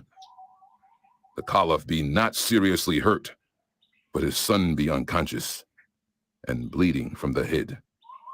They say to Kwaman, run, get away from the circa in Khorasan, or the Caliph will have his head. So Kwaman run, and he get passage on ship leaving that night. When the ship passed this island, Kwaman be jumping into sea and swimming ashore. And now he be here. That wasn't that long a story. Thank you, Kwaman. All right. Could you find another place to live where your snoring won't disturb everybody on the island? No, Kwaman be having no other place to go except his old home in the Allawal village. But they be not wanting him there. Would you like to move back to the Orlawal village? Oh yes, Kwaman be wishing that more than anything in the world. I saw an Orlawal down by the beach, just outside the village. It seemed to be in pain, but I didn't know what to do. Perhaps if you come along, you can help him out and get back in favor with the Orlawal people. Yes, perhaps Kwaman can help, even if the Allawal do not want him back. Aw, what a nice guy. Here it is, the, Orlawal. Can you help it? Perhaps Kwaman can help. He's gonna mercilessly kill it. He'd be trying for help. He's gonna pick it up and crash it Kwaman against see the rock. what be wrong. The Allawal not shed its shell when time come, and now it be stuck in the shell. Why didn't the other Orlawal come to its assistance? Their claws be no good for this work. They be helpless. But Kwaman help. Kwaman be good with his hands. Kwaman be happy. Kwaman accept your graceful thanks, sir. Thank you. You be making Kwaman very happy. Kwaman accept your offer and be grateful to the Allawal people. Thank you very much. That was easy. What? What did he say? Why did you thank him? Allawal be inviting Kwaman to stay on the cliff above the village, where he can fish again. Kwaman be very, very happy now. You understand what it's saying? Allawal language be easy to understand. It be just click and clack and clock. I'm so happy for you, Kwaman. Go on. Don't let me hold you back. Goodbye, April Ryan. Hey, that was a good impression. Thank you. You know, Kwaman good. Well, let's follow him. See if we can catch some fish or something. Yeah, why not? Chrono says Vulcans are jerks as well. Hey, well, only the one in the baseball episode. There are plenty of jerk Vulcans. Hey, Kwaman, how's the fish biting? With its teeth, but not today. Why's that? Quamon be not certain. The fish always bite before, but then Quamon be having lure. Now no lure, just bait. What do you need to make a lure? Quamon can make lure with just anything, as long as it be colorful and not get heavy in water. You're a real DIY guy, don't you know? Always be something wrong with Quamon. That was actually a compliment. Oh, Oh, Can I borrow your fishing rod? Quamon must catch fish first, so he can eat. After Quamon catch fish, April can borrow fishing rod.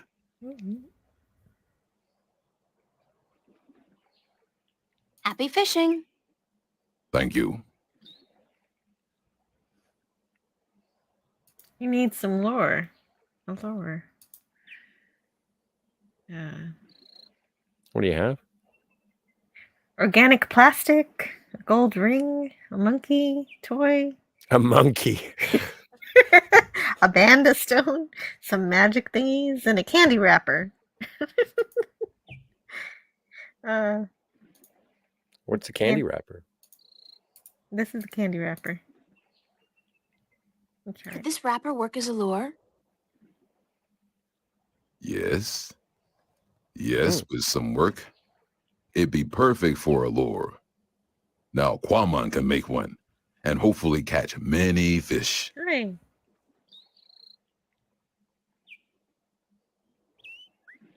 Hooray. Yar. Okay, so what's going on in the chat?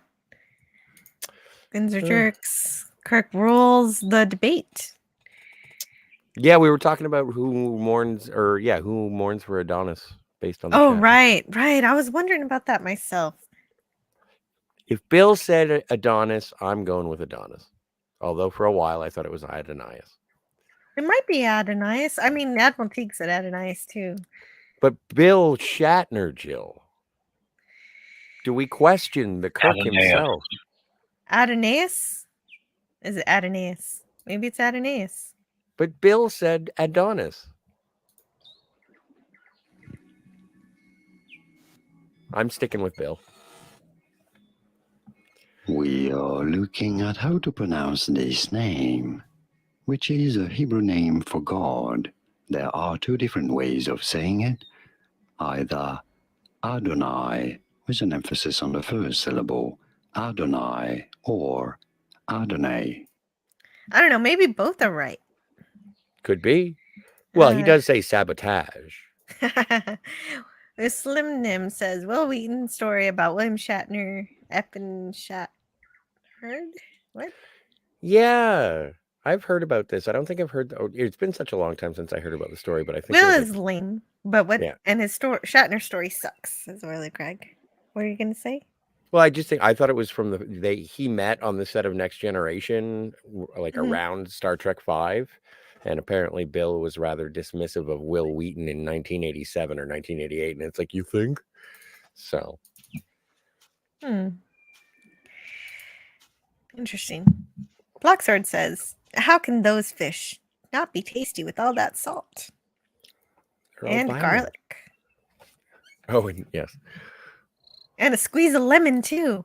Needs more pepper. Quamon said he just needs to sit down and drink some water and his hangover will be okay. Need some Gatorade. But also, guys, remember to vote Quamon in 2024. Yes. I'm not going to make fist jokes here, says Kronos. Why not? Fist jokes are funny. Kronos says, rock lobsters? Put some clothes on. Now I have songs in my brain. Rock lobster. Song. Yeah, the rock lobster song. That's a big crab and even a bigger fella, says Tony. Quamon, very large. Slim Nim is more partial to Jane's addiction. Jane says. You know, just walk right through the door. Cheers. Cheers. I led Click some time ago. I only speak clack. Click, clack, clock. And Krona says, what are those chompy fish called? Chompy fish? Like, Piranhas? yeah, Piranha? piranhas. Piranhas are the chompy fish. Yeah, piranha. Jaws. A Or- great white shark, Chief. Yeah, that's another chompy fish, is a shark. Shark. You go in the cage. The cage goes in the water with a We're shark. going- Our shark. We're gonna need a bigger boat. Nothing going on in the chat. Nope. Nothing to see here. Slim Nim says, I have gladly put my hand in tanks of piranhas. They hide at first. Wow. I wouldn't. Sabotage by the Beastie Boys. Yes. The head, the tail, the whole damn thing. Quaman. Oh, I'm gonna miss Quaman. Oh wait, he's over there on the cliff. He's fine. He's fishing. I gave him a lure. Like a pinch in the neck of Mr. Spock. Intergalactic, planetary, intergalactic. That would have been funnier if they used that. That song actually has Spock in it. So, for some reason, I thought I heard them use planetary somewhere, and I was like, "This is diegetic." It doesn't, or not diegetic. This is anachronistic because it doesn't work. That's why I don't think they should have that band at all in Star Trek universe. Yeah. Or Greg says, my theory is Will made the story up to get attention and make Shatner look bad. Yeah, but also like in first season of Next Generation, this would have been around the same time that he was directing Trek 5. So like Shatner was sort of a punchline at this point in his career anyway. So yeah, it's possible. And I don't trust that Wheaton boy. Yeah, me neither. Hello to Pop Culture Curator. Good Hey, morning. Oh, going to bed. I don't know if anybody see when I stream this late. I don't know if people are going to bed or if they're waking up or what's happening. It's about 11:45 in your Pacific Standard Times. Quarter to midnight, 11:45. Did I say 11:45? I meant 11:45. Oh, yeah. I don't live in California. I don't bother.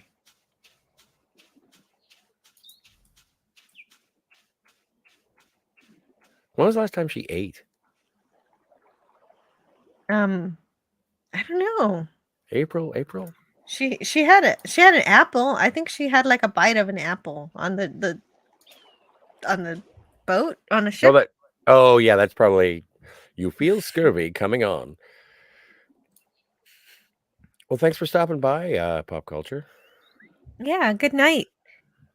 Cheers. Culture. Thank you for visiting, as Ploxard says. Rest well. And have a good rest for your work early in the morning.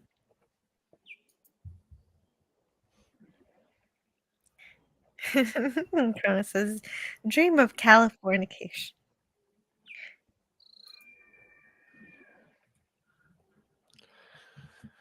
Where to? I don't know. Let's go back to the jungle. Okay. You want to hang out with Groot? Yeah. Okay. We'll hang out with Groot.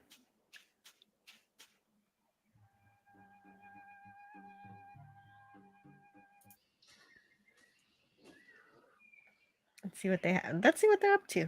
What's going on with that mother tree? The mother tree. You look, I can climb the tree. That wasn't there before. Only climb tree after help, Quaman. Ooh, qu'est-ce que c'est? Look at. Let's see what we can look at. It's a big wooden crossbow, I guess. I wonder who built it and what it's for.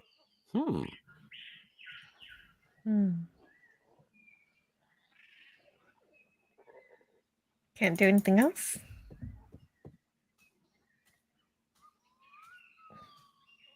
He's a stick man. You know, is that kind of like body shaming? You think he's too skinny? That is a thing that happens. Who Hey, built that big Beanpole. crossbow in the tree? I did. Well, I thought of it. And these two nincompoops gave a helping twig on the manual side. So they built it, and you supervised. Yep, but it's not done. There are still a few pieces missing before we can blast off for Luna. Did you say blast off for Luna? That's what I said, Luna. As in the moon? The same. You intend to go to the moon using that thing? Lunar cannon. And yes, that's the plan. You guys are loonies! If by loonies you mean visionaries, then yes, we are. How come you're not working on your lunar cannon now? Because of that infernal noise is why. But Kwame has moved back to the Orlowal village. He's not going to disturb you again, trust me. Really? How the heck did that happen? Nah, I don't care. The important thing is we can work again. Thanks, lady. Oh, wow. They're Like a gonna bunch work of- on like a bunch of what? Doozers. Working. Yeah, they're gonna work on their ridiculous lunar cannon. I wonder. Well, that's why I wanted to ask Woody what he thought about it, but he doesn't want to talk because he thinks he's dumb. But he's actually the smartest one. He is. Classic gaslighting between the stick peoples.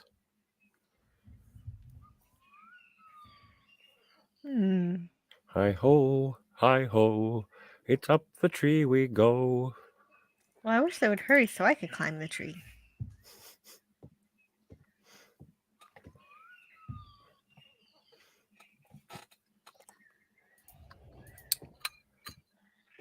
How's it going?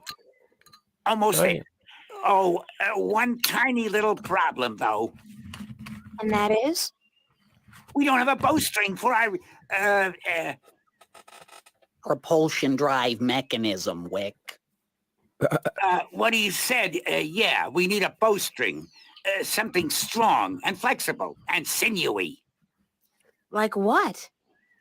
I don't know, lady. I'm no engineer. I'm just a supervisor. String made from animal guts would be perfect.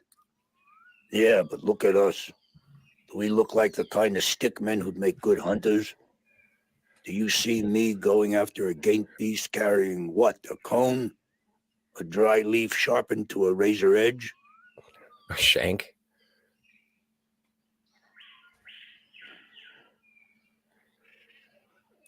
Okay. Well, now we need to find animal guts. What? Animal guts? I guess. Well, the only place that I can think of where we'd be able to get the animal guts is maybe Kwame got himself a That's an a idea. fish. That's a good idea.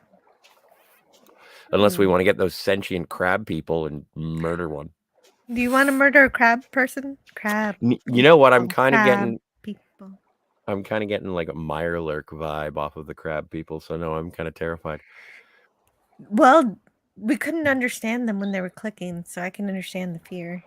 Click, clack, You, cluck. you fear what you cannot understand. This is true.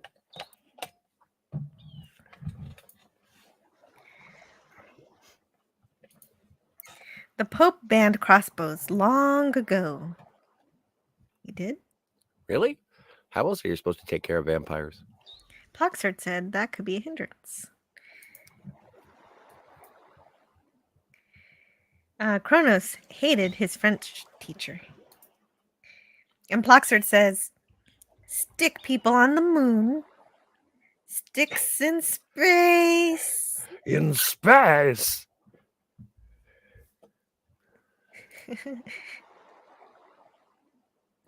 Feel the hate, Kronos. There are a lot of Groots. And hello to Shooter 8323. Hey, shooter. Ahoy. And to live long and prosper to you. Ploxard says, too late now. Those sticks are trundling off to their project. Is April flea ridden? Flea ridden? I don't know. I don't think so. Why would you say that? Oh, the Greg says, yes, Kronos, your journey is almost complete. Okay. Kronos says, I think I'm a Sith now. Sounds like a Weird Al song. Well, and it's not necessarily it may not specifically be related to Star Wars, but he did make I Think We're Alone Now into I Think I'm a Clone Now. There always seems to be another one of me around. Well, it sounds like you can indirectly make it about Star Wars if you choose.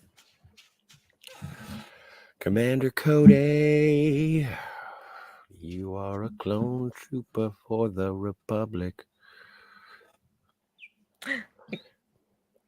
Quammen.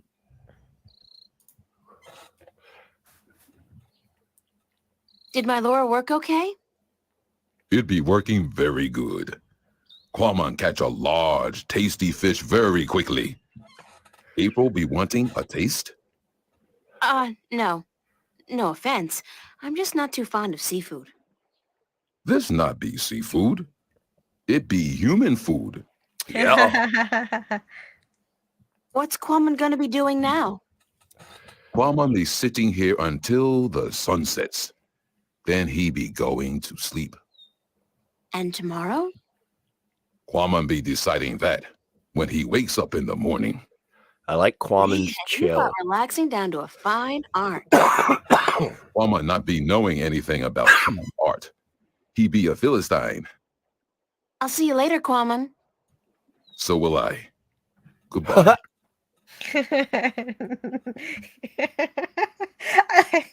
I might use that. That's kind of funny. Remind me never to say see you later again. So will I.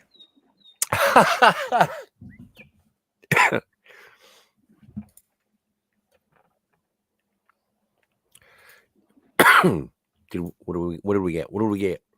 The remains of Quammen's catch, and a very convenient shape it is, if I may say so. Like a hook. Ooh. Okay.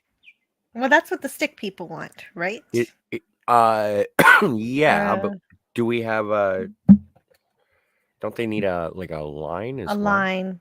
Yeah. Like a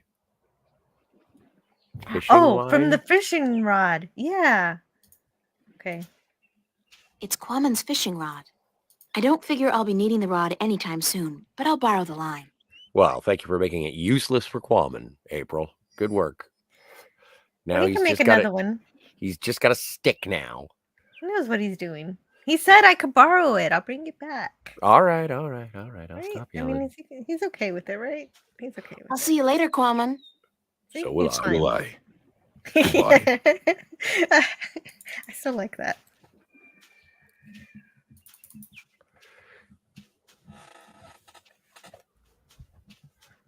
Well, the stick people, they got to go to the moon. Quammen understands Lalawal. Kronos says South Park, ? Yes. That I was singing crab people from South Park. Tastes like crab, talks like people.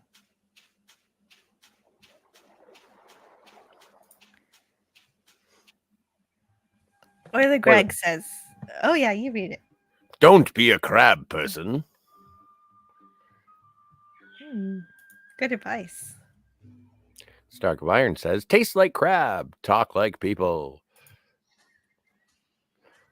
We got a hey for Tony from Kronos, and Lemon says, hey, you shoot it. Ploxord says, I have noticed April scratching herself too often for just dry salt on her skin from that swim. Oh, you're right. She is scratching her thigh right there.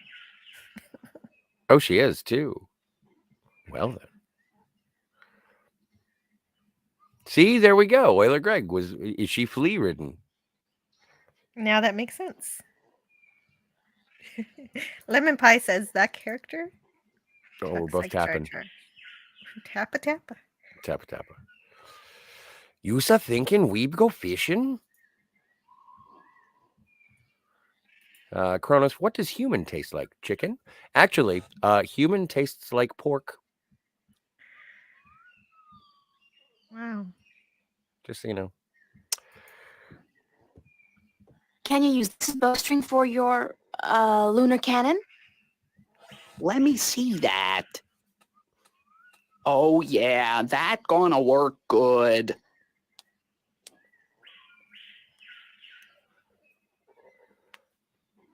I can't wait to see them launch one All of right, themselves. listen up. I got us what we need. And now we finish this damn cannon. Go to work, people.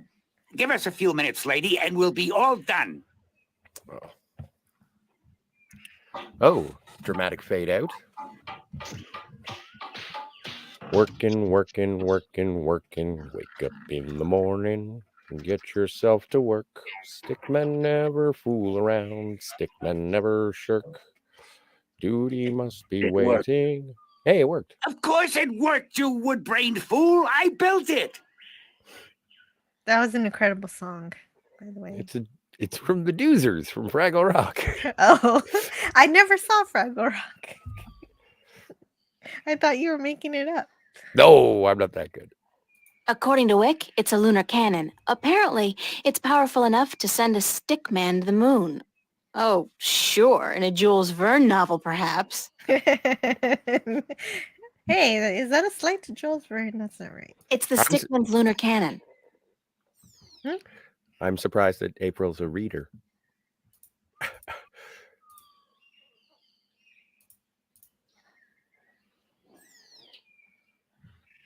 What do I do with this thing?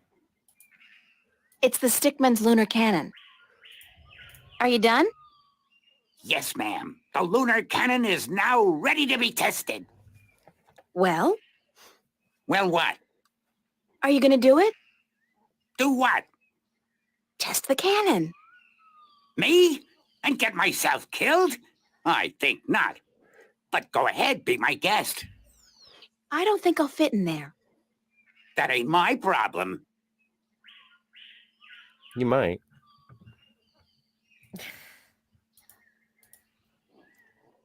I'll just place the hook along the bowstring, like so, and let the rope trail behind it. Okay, we're ready to fire.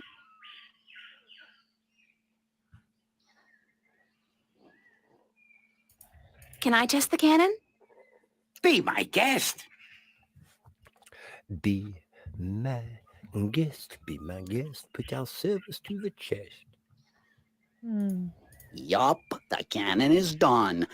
I feel like sleeping for a year or two. Okay, easy guy.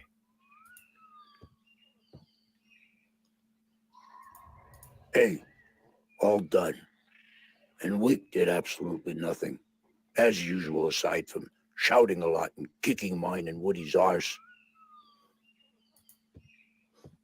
Will Wick pay for his insolence by being placed in the cannon? Oh. Oh, wow. Wow. You just go right for it, April. Right. For anyone just listening, April Ryan shot the rope across the cavern, across to the other side of the mountain.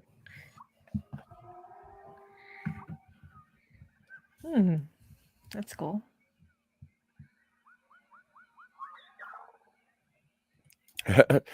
Oiler Greg says, new Star Wars makes me miss Jar Jar. Can you help me across?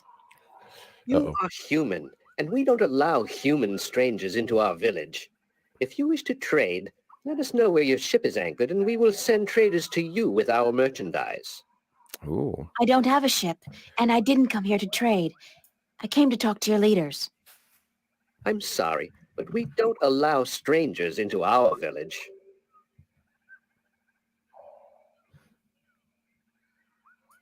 Actually, I am a trader. Where is your ship anchored?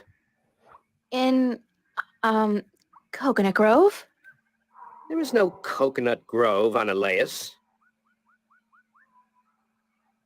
So, I'm not a trader, but I am a friend of the Elation people. We don't know you.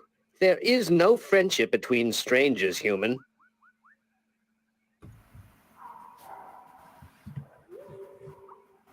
Oh, wow, yeah. Don't your people have a prophecy about a stranger who comes without a ship? Or something like that? To balance the force. I don't know of any prophecies, human. Oh. What's up this road? The Elation village of Tamar. Tamar. What kind of prophecies do you know about? We don't tell our stories to strangers. Oh, well. Where's the Elation village of Tamar? Up this road and into the volcano. Isn't it dangerous to live inside a volcano? This volcano has not erupted for thousands of years, and the gods protect us. We are safe here. Is there another way to get into the volcano? No, this pass is the only way. I'm sure there's a secret cave somewhere that leads into the volcano. No, there isn't. There's always a secret cave. Not here. Are you absolutely sure there's no secret cave? For the last time. You talk too much, even for an elation. Thank you. Yes, you must leave now. Oh. Remember when we were stuck in that that place? Yeah. And we had to like get up high Mm-hmm. and we like flew or something or jumped or whatever. You want to fly? Like they fly now? I want to read the chat first. Yeah, Fluxford okay. says, the sticks are looking for a string or a shank to obtain a string. Yeah. And stick people want flexibility. Bend gently in the wind like the sticks. Cronus Scratch. says, scratch those thighs.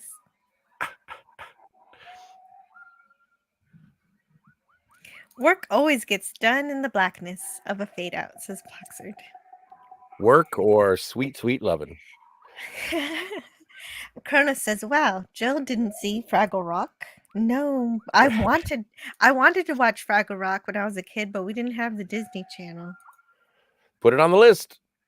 Yeah, now I'm going to watch Fraggle Rock. Well, I do have a kid. Ploxert says, not enough helium forged into those sticks for the Jules Verne launch. And subscribe to Bird Prey 5. He is currently sleeping. But Krona says, I don't like birds. And Oiler Greg says, my ship is anchored in Galveston Bay. Oiler is a pirate? Apparently. Hi. Dr. Livingston, I presume. Says Boxer. Oh, right. No, I'm sorry. I just got reminded of something. Oh, is there something? No. I was just remembering that episode of Voyager where the EMH decides that he's going to be Dr. Livingston. Oh, yeah. He went through a whole bunch of names that he wanted to be, but he never really landed on anything. Schweitzer was the first one. Chrono says, there is no chat. And Ploxer agrees. Nope, no chat. 9999 chat. Says Oiler Greg. Down in Fraggle Rock. And that 999. That reminds me of a guy who once ran for president.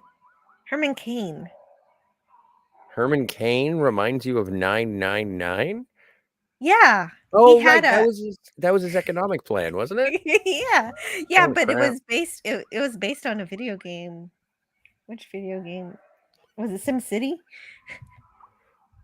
Hey, if you're going to get your civic planning under control, yeah, SimCity's the way to start. Okay, so you want me to fly? Sure. Okay. Invisibility, light as a leaf, mind magic, wind potion. It's either wind or light as a leaf. I think it's light as a leaf.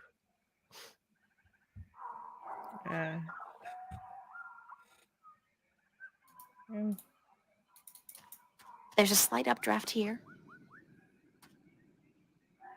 The wind is channeled through that chasm down there and blown out and up here.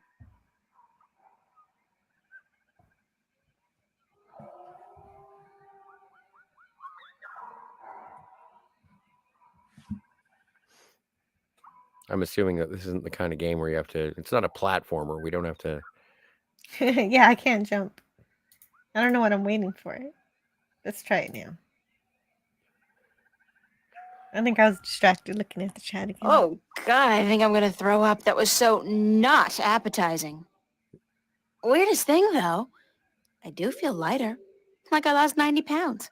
I can't even imagine what people would pay for this stuff back home. Whoa, I'm fly! Not. I guess I still weigh too much to be carried on that slight updraft. Oh. Oh. Well, then we also have the wind potion. Oh, okay. Just use both the wind air I'll things. save it for when I really need it. Oh, I'm wrong. Okay. Oh,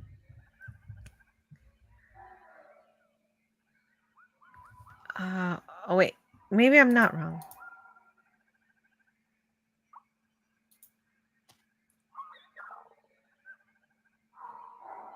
That's the last of it, unfortunately.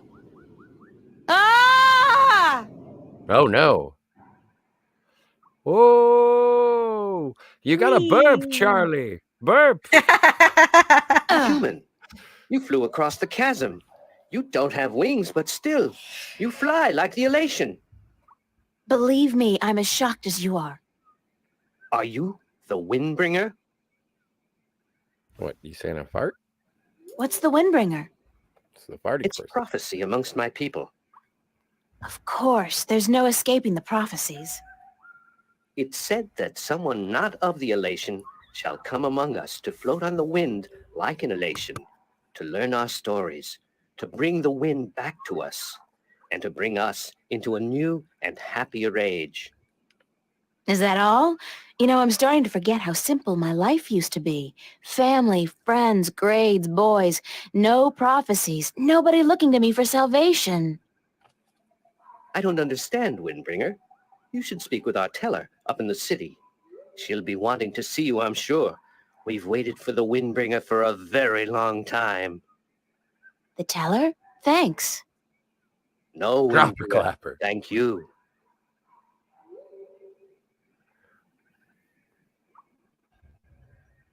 Yeah, beat him up.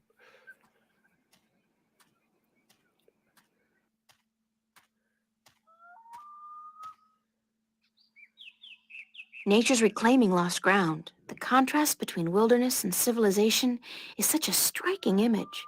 I almost wish I had my canvas and paints with me now. When the city was inhabited by its original population, that tower was probably an important one, part of a temple or a palace. Now, though, it's just another ruin. It's an old man, I think. Difficult to tell, since they're all kind of wrinkly. Oh no, they're like Whoa. Travis cats. Good day, stranger. What did you hear among the elation? I need to speak with the teller. The teller? Go down into the city and you will see the castle. The teller, she keeps to the tower. She's old and her eyes don't take well to the sun.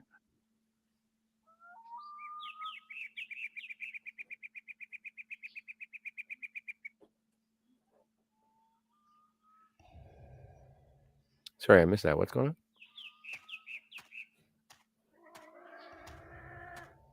What was that? Hello? Hey. Did you see the teller yet? No. Then you should. Oh, well.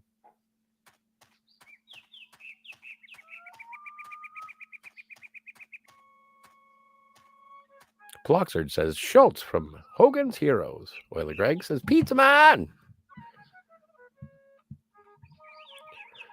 Oiler Greg says I know nothing. Nothing. And Ploxard says vacuum tube with Pepto-Bismol inside. Ploxard says a few more slices of pepperoni. Might disagree with your assessment, Kronos. Could be, says Kronos. Flocksword says, spicy wings need not apply, or spicy wins. And Kronos says, did Jill just cheat? I don't think so. Flocksword says, now April has gone and done it. She's stepping on a field of social landmines. Oh, I was talking for a bit and I didn't realize I was muted. But no, Scotty told me to use those potions. He said, he asked me if I remembered flying before. Yeah. And there was another day where we mixed some potions together and we flew up to get something or something. Yeah, see, I'm learning. Mm-hmm. Ploxard says, now April has gone and done it. She's stepping on a field of social landmines. Well, at least she's not sitting on more stick people. Ploxord says, only cheated if correct guesstimation is considered as such. Agreed. Mm-hmm. Kronos says, April from TMNT? Yeah. Well, yeah. She needs the yellow coat. She does. Jumpsuit. Ploxard says, how many licks does it take to reach the center of a Tootsie Roll Tootsie Pop? 3. Let's find out. 1, 2, 3. Daniel's Hot Topic says, nice tower.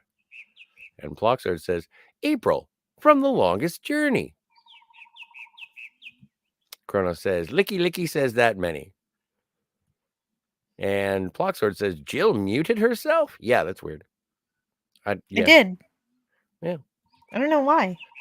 Kronos says, who is making meth? And it's not Ploxard. Walter White. It's a little elation girl. Oh.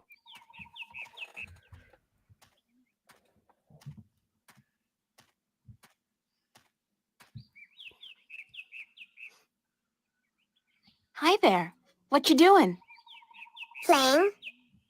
Yeah, what are you playing? Nothing. My daddy's in the castle watch. He's allowed to sharpen his claws. Really? My daddy owns a farm. Yeah? Do you have animals there? Sure. He has some cows and some horses and... What's cows and horses? Well, cows are big, brown, fat animals with 4 legs and white spots. And they go moo a lot. And horses? Horses are fun to be around. They run really fast and they can jump over tall fences and they look beautiful and graceful. But the best thing about horses is that you can ride them. I can run fast too, but I can't fly yet. My wings aren't fully formed. But when I grow up, I'll fly far away and see everything. I'll go see our horses. That would be nice. My name's April. What's yours? Saina. Will you be my friend, April? Of course, Saina, as long as you promise to be my friend. I promise. Do you know where the teller lives? Over there in the castle tower. My daddy's watching the entrance so that only nice people can get in. Do you think he'll let me in? I don't know if you're nice, but you have to ask my daddy. Where are the other children in your village?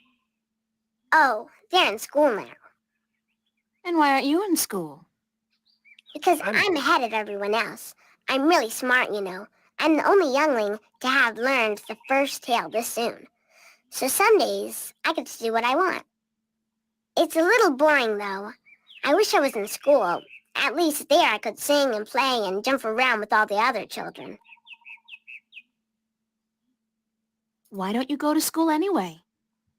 Because they say I would just distract the other children who are still learning their first tales. It's not fair. I mean, I get to play by myself and everything, but that's not fun all day. And my mommy's working on her pottery at home, and she doesn't want me disturbing her because she might make a mistake. But the day after tomorrow, I get to go back to school because then we're going to learn some more flying lessons. They're always a lot of fun, and I'm getting pretty good at that too. I bet. I wish I had wings like you do. Yes, they're very good to have when you fly. Have fun, Saina. Are you leaving?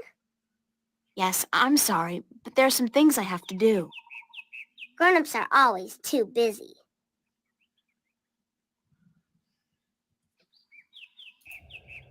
Why is he perched on top of that pillar? Weren't listening? Oh, wait, there's another one over here. Another one what? Oh, Right. another... Oh. Oh, that's the mommy. Be careful, don't come too close. I'm almost done with this pot. Sorry. Are you here to buy pottery? I didn't think traders were allowed up here. No, I came to speak with your teller. Really? I didn't know the teller spoke with anyone from the outside. You must be a very special girl.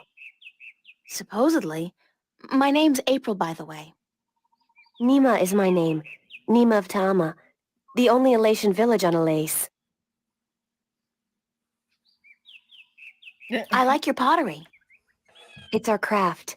That and storytelling. But storytelling can't buy merchandise or food. I know a lot of people who live by telling stories, although I guess that's kind of different. They are lucky then. Not that I don't enjoy making pottery. It's good to feel the wet clay between my claws, to shape it into whatever I wish. It's almost like creating a new life, I think. I don't have a husband yet, so I haven't tried. Have you? Do you have a husband and children? Neither, thank God. I don't think I'm ready for that yet. I was 18 turnings this spring. I'm ready for a husband, but I've yet to court anyone who could make me soar on the winds. I think the men of Ta'ama are dull and timid. What about the guard on the road below the village? He's our age, isn't he? Isom? He's quite pretty, and his wings are big, but I don't think he likes me. He never looks at me or talks to me. That doesn't mean anything. He could just be shy. Maybe you could talk to him, find out who he likes, but don't say I sent you. Sure, I can do that. Thank you, April. Thank you, Nima. You're welcome, April. Oh, I guess then this elation is not that kid's mother. Whatever. We should hook her up with Kwame. Yeah. Kwame! Oh my goodness, that would be crazy. It would be awesome. Ploxard says, how does April know this information? Is she the lore keeper?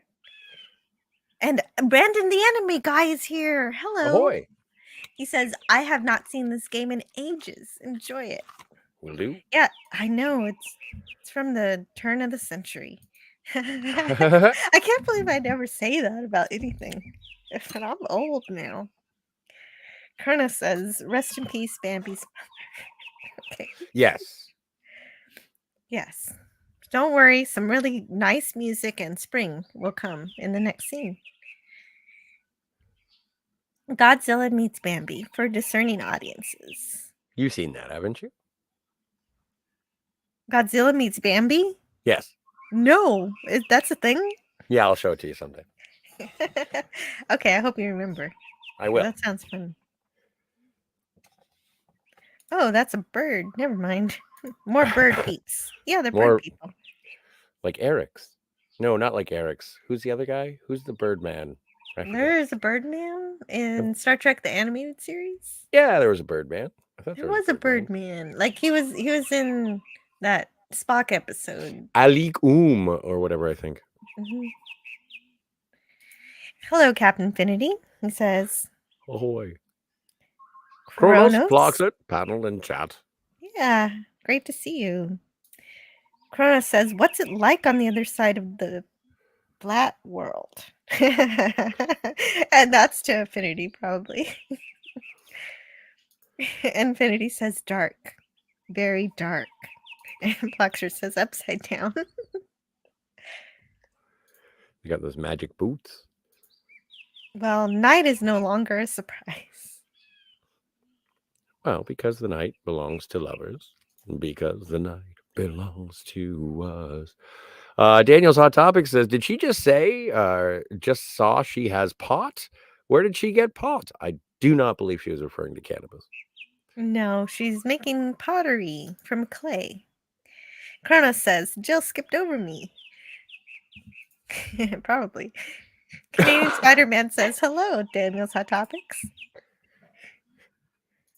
And Dana's Hot Topic says she has pot.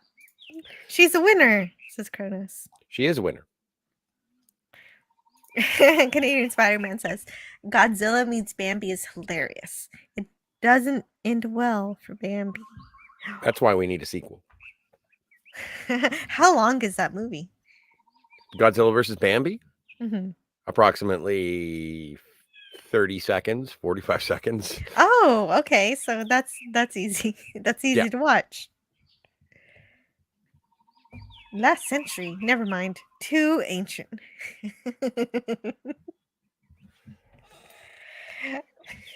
Harvey Birdman, attorney at law. And Captain Affinity says hi to Spidey. And Peter Thomas's home for hot unwed mothers. Dark hair too. Dark side of the moon? Or the far side of the moon? Please read this. Because the Night was originally written and sung by Bruce Springsteen. 10,000 Maniacs cover version is good, though. Yep. Kronos asks for you to sing something. I've been consistent. It has to, catch me. April has to take me on this longest journey in the songs. They present themselves. Gotcha. Halt! Okay. Who is it, the teller? Don't you know me? I'm April. I'm the Windbringer. Oh. The Windbringer? You are not the Windbringer. Are you? How else would I have been able to get up here? I am the Windbringer. If so, you must prove that you are of the elation. There are 4 tales from the 4 corners of the world that you must know by heart. What? They are the tale of winds, the tale of stars, the tale of sea, and the tale of homecoming. I will ask you one question from each tale, and you must answer each correctly, or you cannot be the Windbringer. Are you ready? No. I don't know these tales. No, give me some time to prepare. Then return when you are ready, and I will test your knowledge of the 4 tales. Wow.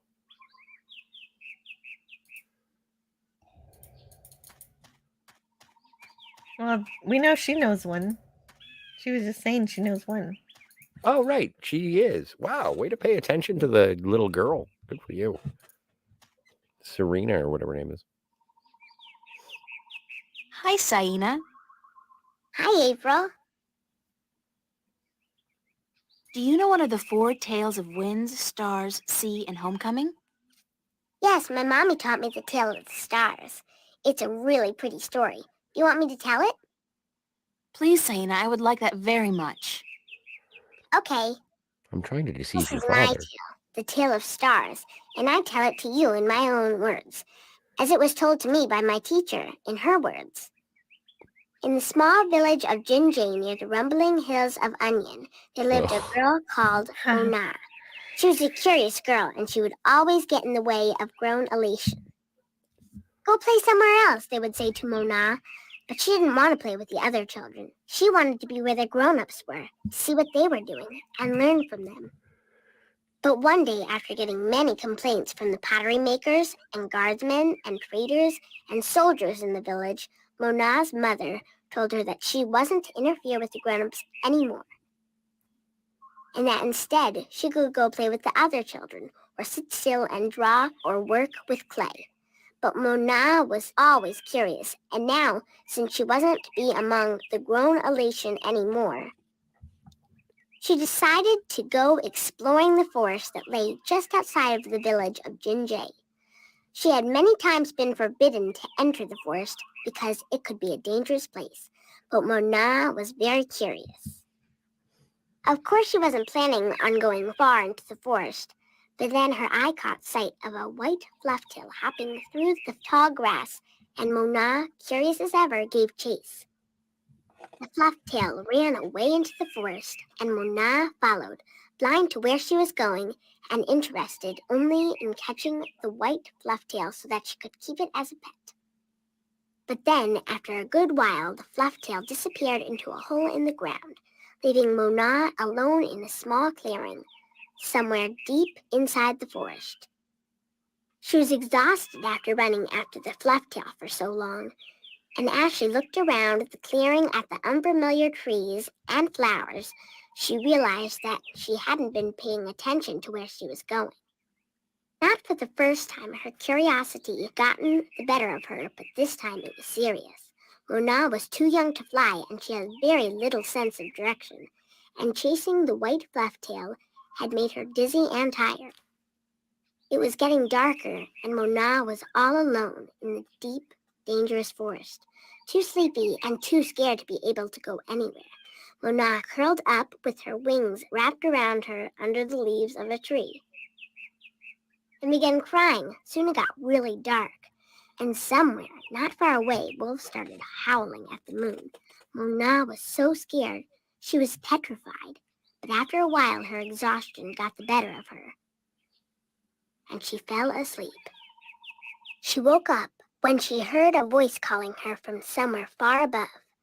Looking up at the starry sky, Mona saw a vision of the spirits of 5 tellers gazing down at her. "You have let your curiosity lead you astray," said one. "You are lost, and you deserve to be lost," said another. "Poor little girl," said a third. "We will help you home," said a fourth. "But remember this," said the 5th spirit. "We will lead you back to your village and to your mother only if you promise us one thing." "I promise," said Mona. "Whatever it is, I promise I will do it." "Very well," said the 1st spirit. "You will make the story of this night into your own tale, and you will call it the Tale of Stars." "It will be a tale to warn the curious to be careful," continued the 3rd spirit, "and to not let their curiosity get the better of them. And," said the 2nd spirit, "to remind the elation that the spirits of their tellers watch out for them when they most need it." And so the spirits of the 5 tellers guided Mona through the forest, and by dawn she was home. And Mona did tell her tale, the Tale of Stars, to everyone in the village, so that everyone would remember that the curious must be cautious, and that the spirits of the tellers are always watching. This was my tale, the Tale of Stars, and I told it in my own words as my teacher did to me. That was a beautiful tale, Saina. Thank you. Bye-bye, Saina. You're leaving again? I wish you could stay. Me too, Saina, believe me.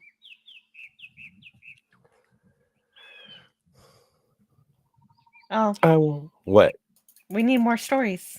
We do need to collect more stories from these people, and luckily there are 3 others to talk to. I bet that they'll all have something to say. I want to be where the people are. I want to go, want to see them dancing.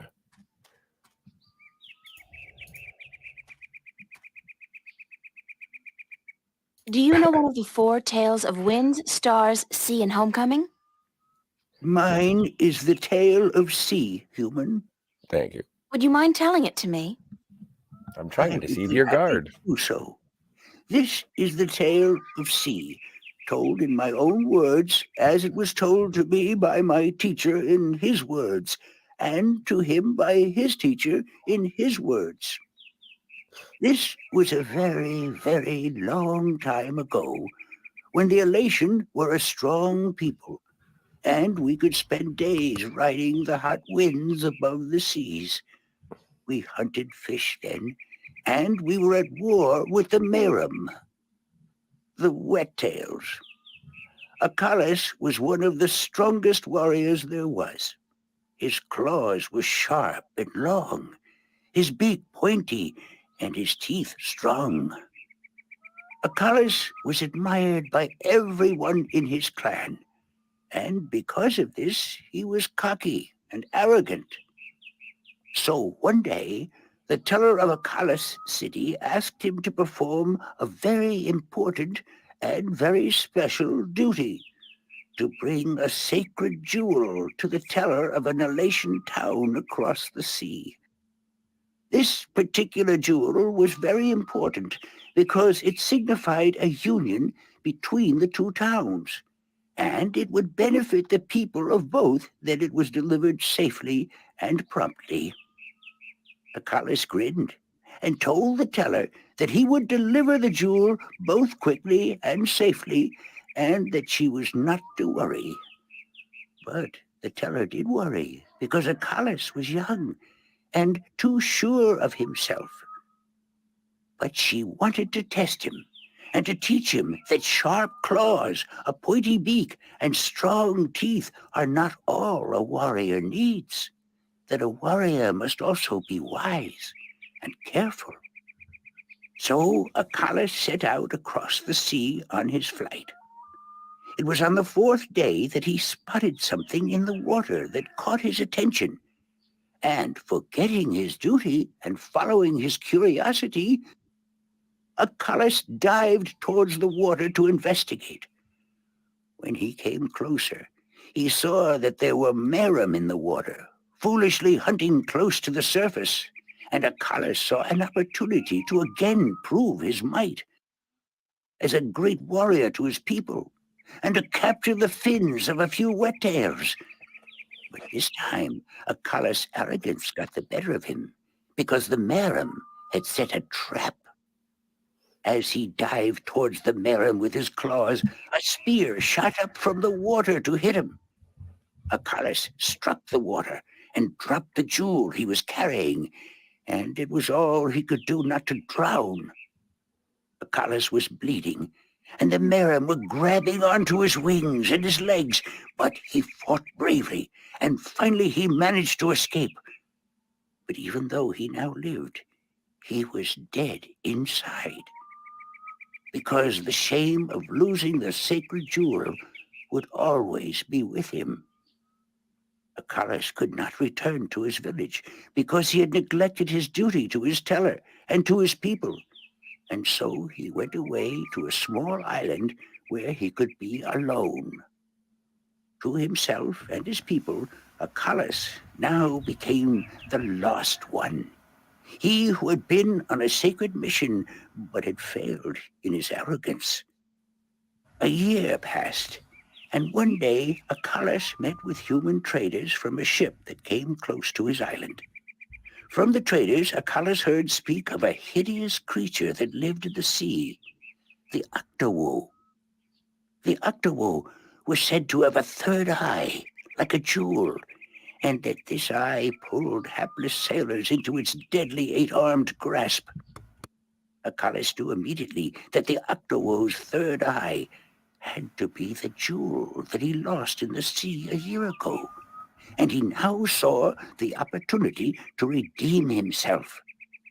But Elation were not used to water, and the thought of submerging himself in the cold, harsh ocean chilled Acalis to his heart.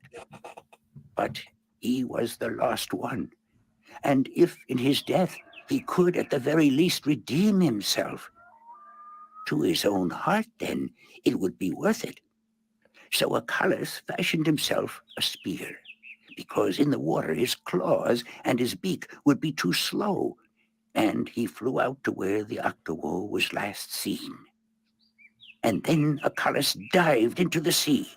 The dark water closed in on him, and his wings and legs went numb.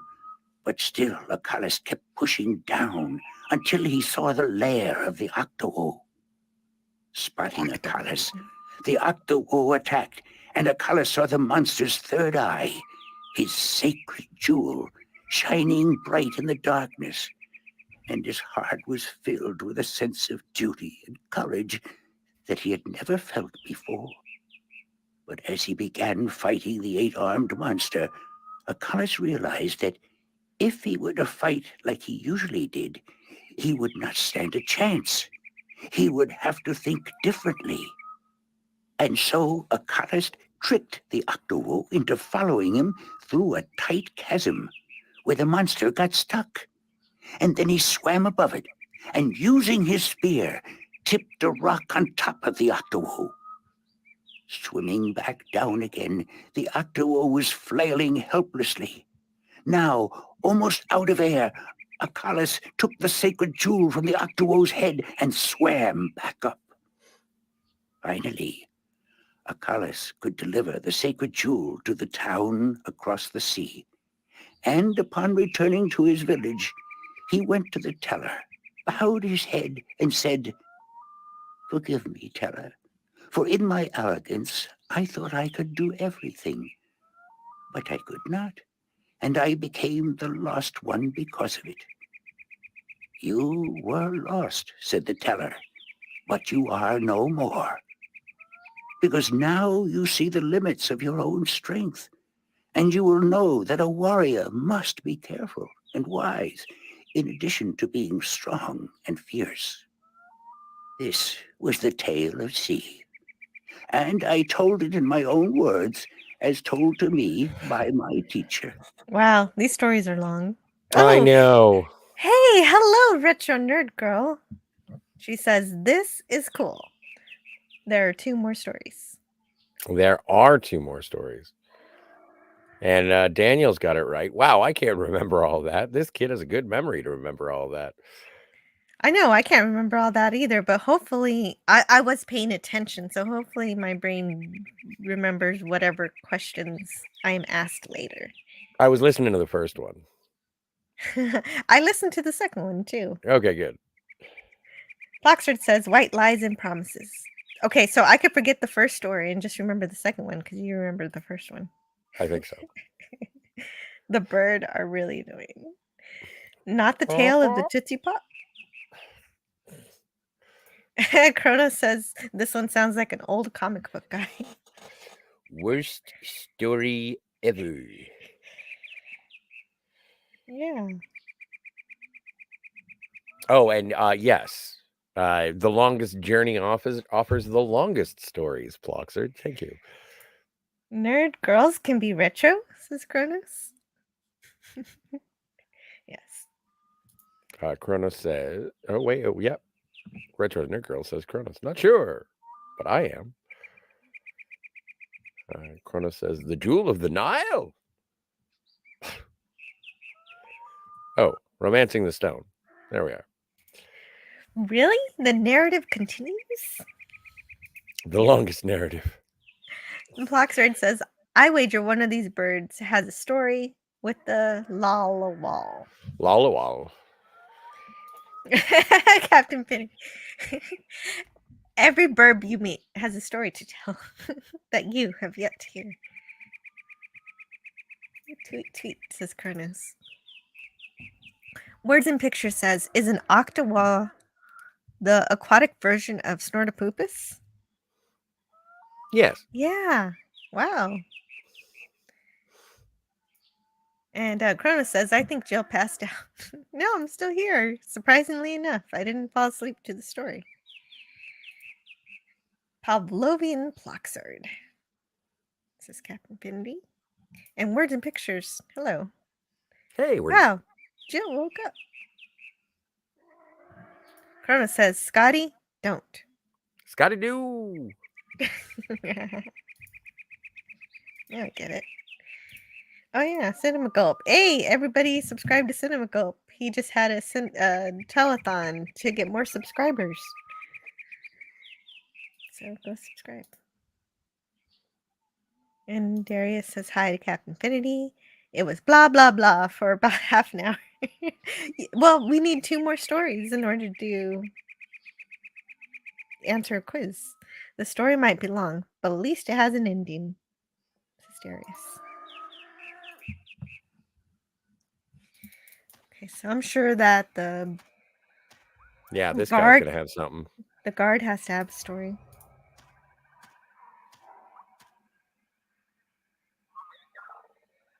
Do you know one of the 4 tales of winds, stars, sea, and homecoming? Mine is the tale of winds, Windbringer. Wish to hear it? Very I don't much. think I have a choice. Then I shall tell it. This is the tale of winds, my tale, and I pledge to tell it in my own words, as told in turn by my teacher. All right, brevity. In Haran, in the mountains of tall winds, there lived a young Elatian woman named Iwana. Iwana had one desire above all others, to soar higher and farther than anyone else. And even though her wings were no broader, nor her body sleeker than anyone else's, she pursued this foolish desire without rest. And as time passed, she did soar higher, and she did fly farther than the other young elation in her village. And her name became known far and wide amongst the tribes of the mountains of tall winds. But still, Iwana was not happy. She was not happy because, in her vanity, even though she was a better flyer than almost everyone else, and to her eyes, she was still not good enough. She wanted to be so much better than anyone else that she would be remembered for all time as the best flyer amongst all the elation. And so one day, Iwana decided to climb to the top of Mount Bakta'ana, the Tower of Light, and to soar from those giddy heights to the ends of the world. Careful, Icarus. Her friends and her family pleaded with her not to, because every elation knew that to soar from such heights was dangerous, that at such heights the air was thin and the winds treacherous. But Iwana would not listen, and on a cold and clear morning she climbed up the Tower of Light to the rock and the ice at the very top. From there she could see to the ends of the world. And it brought tears to her eyes to know that now, finally, she would be greater and better than any elation before her. And so Iwana spread her wings and leaped off the mountain. Those who watched her from far below said that for a split moment, Iwana soared, and she soared higher and farther than any elation before or since. But then the treacherous winds caught a hold of her, and the thin air made her plummet towards the ground and to fall to her death amongst the rocks at the base of the mountain. In her vanity, Iwana could not see beyond her desire to be the very best. And vanity always stands to fall. That was the tale of winds, my tale, and I told it in my own words, as told to me in turn by my teacher. What was the moral of that story?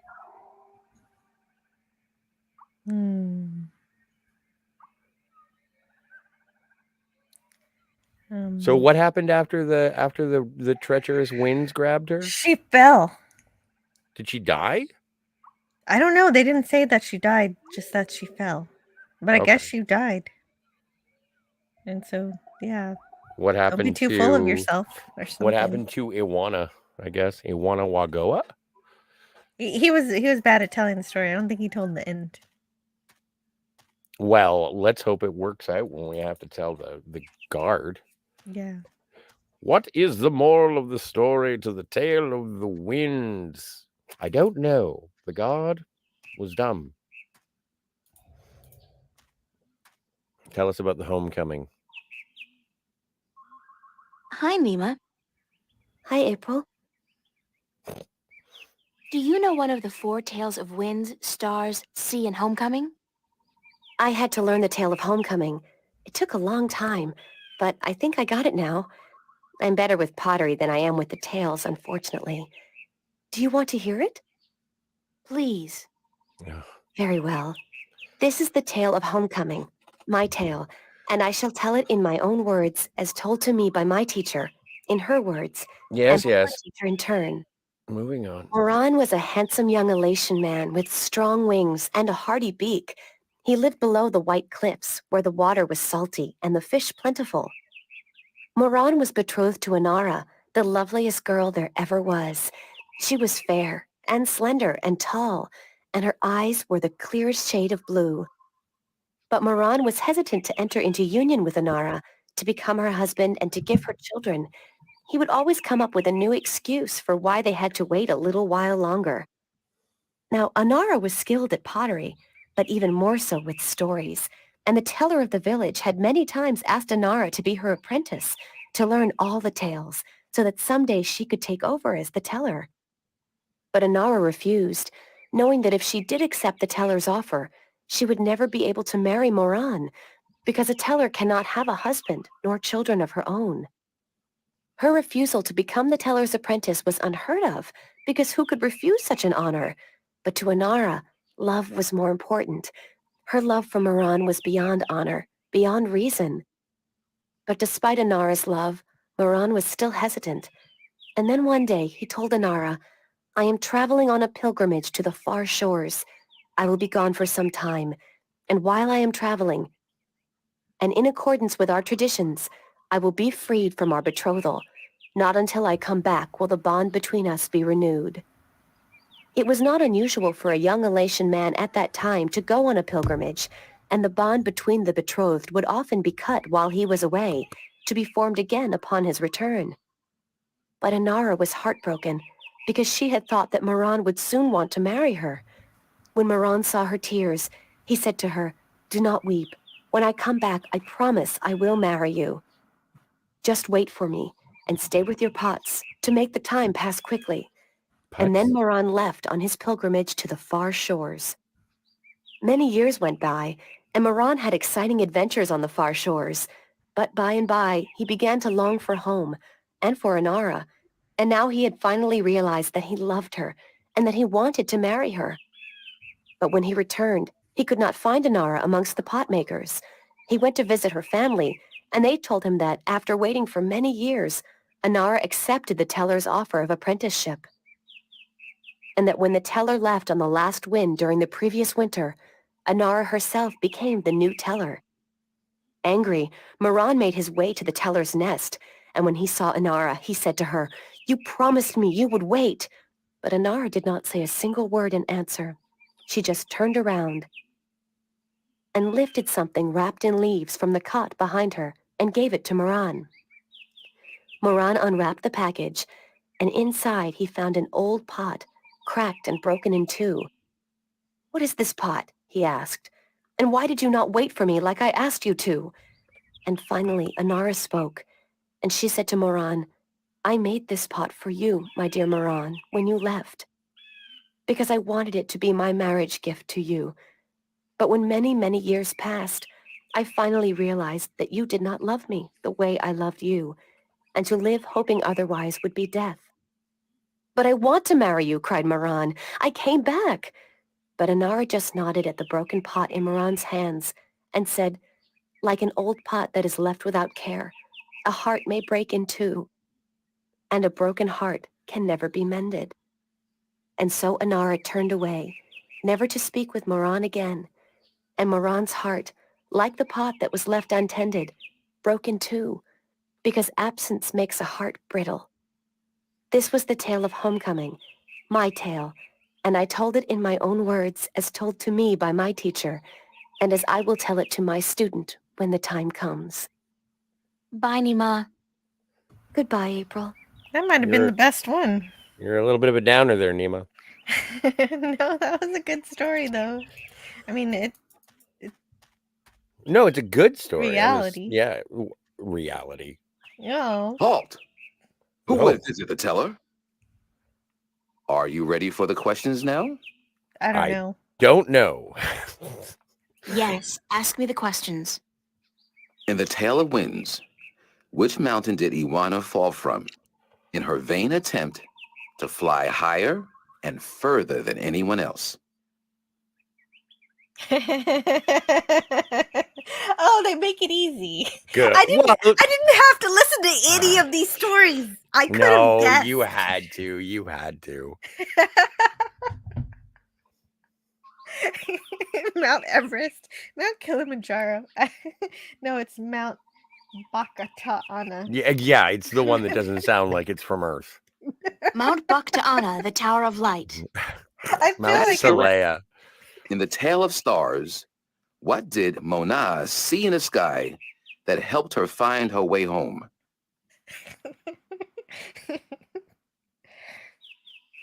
The spirits of the tellers. The spirits of the tellers. An Spirits of airplane. 5 tellers. That is correct. In the Tale of Sea, what creature did the Lost One battle in his quest to recover the sacred jewel? An octopus. A snapjaw. One of the Merum.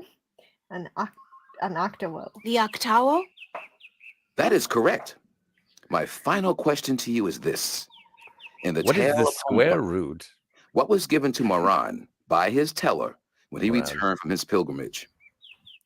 Bunch of get the hell out of my face, moron. A broken pot, to teach him that absence may break a heart in two. You have correctly answered all my questions, and so have proven your knowledge of the four tales. You are the Windbringer. The teller would see you presently. Darius Munchausen says, remember, every NPC you meet has a story to tell that you have yet to hear. And there will be a quiz. There was a quiz, but it was such a stupid quiz. I didn't have to listen to any of those stories. Oh, it was fun. It was fun. I hear you have a broken pot for me. Right, but there was more chat. Yes. Oh, ow! The cat is scratching me. Ouch. Is that one of the four tales? No. Those were a lot of tails. Kronos needs more pew pew. Yeah, when does this turn into a first-person shooter? Never. Wait. Did I say that out loud? Poxherd says, I am impressed with how welcoming these burbs have been. They saw April as a stranger, and now regale her with their history and tales. All you gotta do is fly over one chasm. Darius says, I forgot I did say goodnight, but then I thought the stream was ending, and I was about to fall asleep, but neither actually happened. I'm glad you're still here. Me too. Unless you really want to sleep, then I hope you fall asleep. Kronos says the birds are not around, at least. These burbs are too thin to any kind of round. Moral of this story is brevity. Brevity, yes. All four of them. Poxherd says, don't worry, April will make something up. Flash your eyelashes and enter the doors.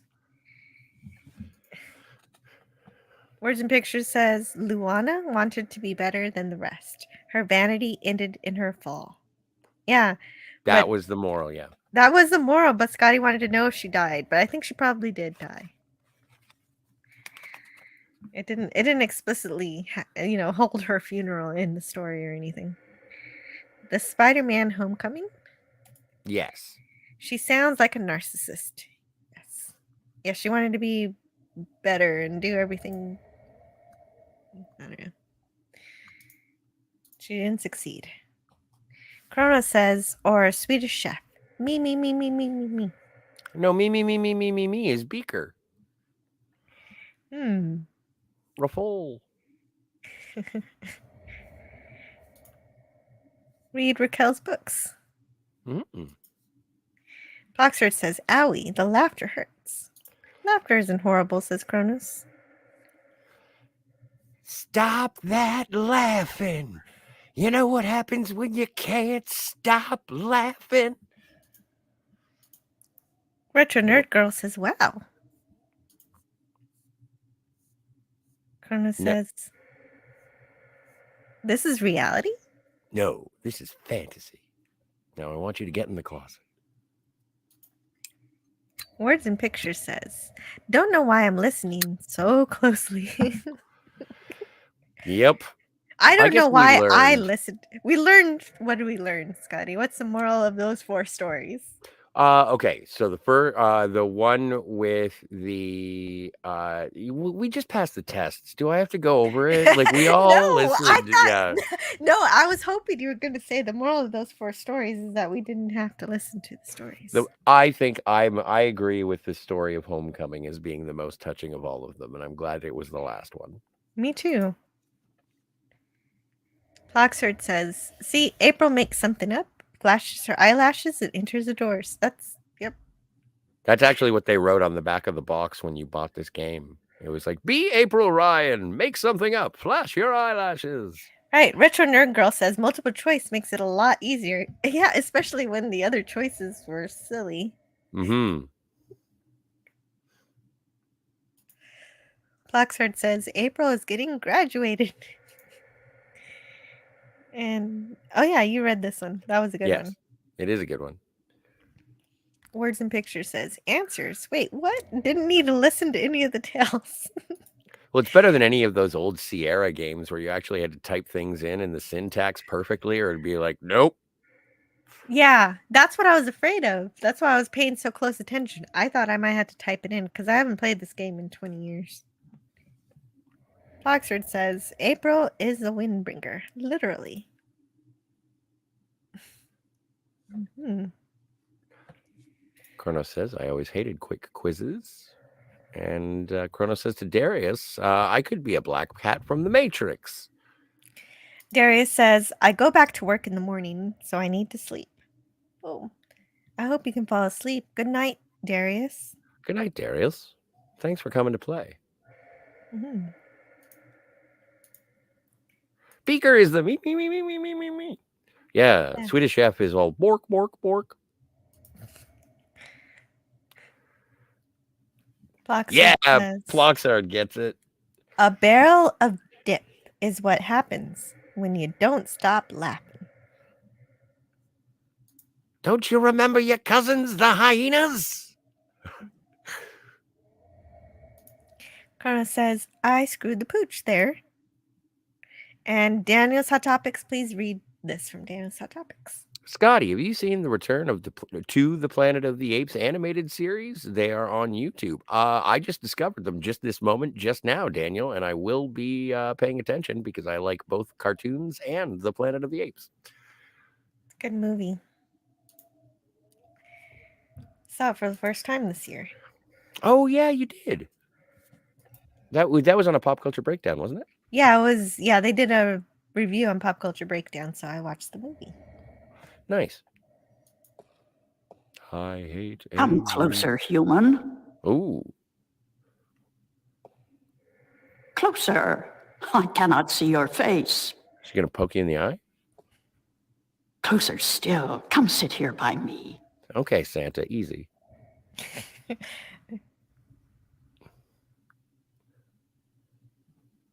There you are. You see, my eyes are not what they used to be. Ages ago, I could spot a ladybug crawling up a straw of grass from 15 tree lengths up. Now, I have a hard time seeing my supper. But my ears, balance be praised, my ears, they are as good as ever. I could hear you outside, learning the tales my children tell. You are a good listener and a fast learner. They were interesting stories, and your people told them well. That is what we do. The elation are the keepers of the tales, and I am their teller, the one who must know all the tales told since the day we came to this world. How can you do that?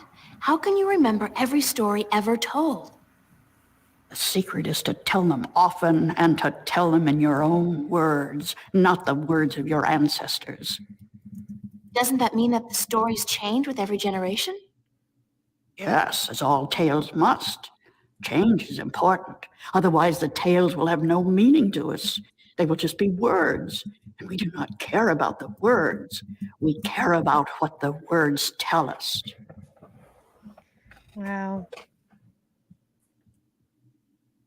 I came to you to find answers to some important questions. Ask, and I will try my best to answer. Uh-oh. Yes. What? Oh, nothing. I was answering out loud to your question. Oh, okay. I think we're actually nearing the end of the chapter, so we should be able to end the chapter. If not, we'll end after whatever happens here. Okay. Have you heard of an ancient god or dragon that lives beneath the sea? Yes. Once, long ago, when my people lived in harmony with the Merim, there were stories of an old god worshipped by the Merim who resided deep in the darkest depths of the ocean. According to legend, the old god had once brought the Merim into their realm, into the ocean, and he was now sleeping, resting before the journey back. Back where? to a great ocean amongst the stars. When the time came, he would gather the Merim and bring them home with him, back to their world, to their ocean. Strangely enough, we have a similar tale.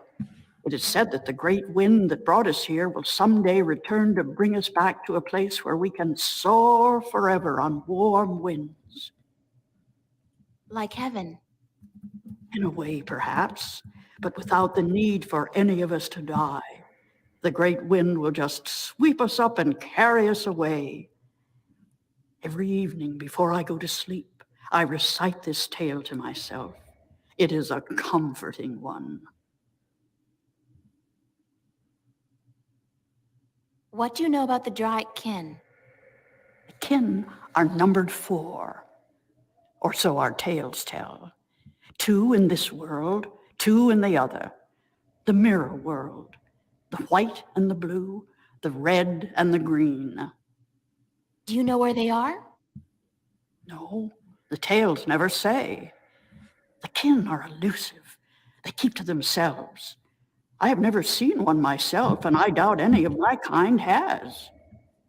The tales do say that our past and our future are tied to the fate of the kin, but how I would not pretend to know.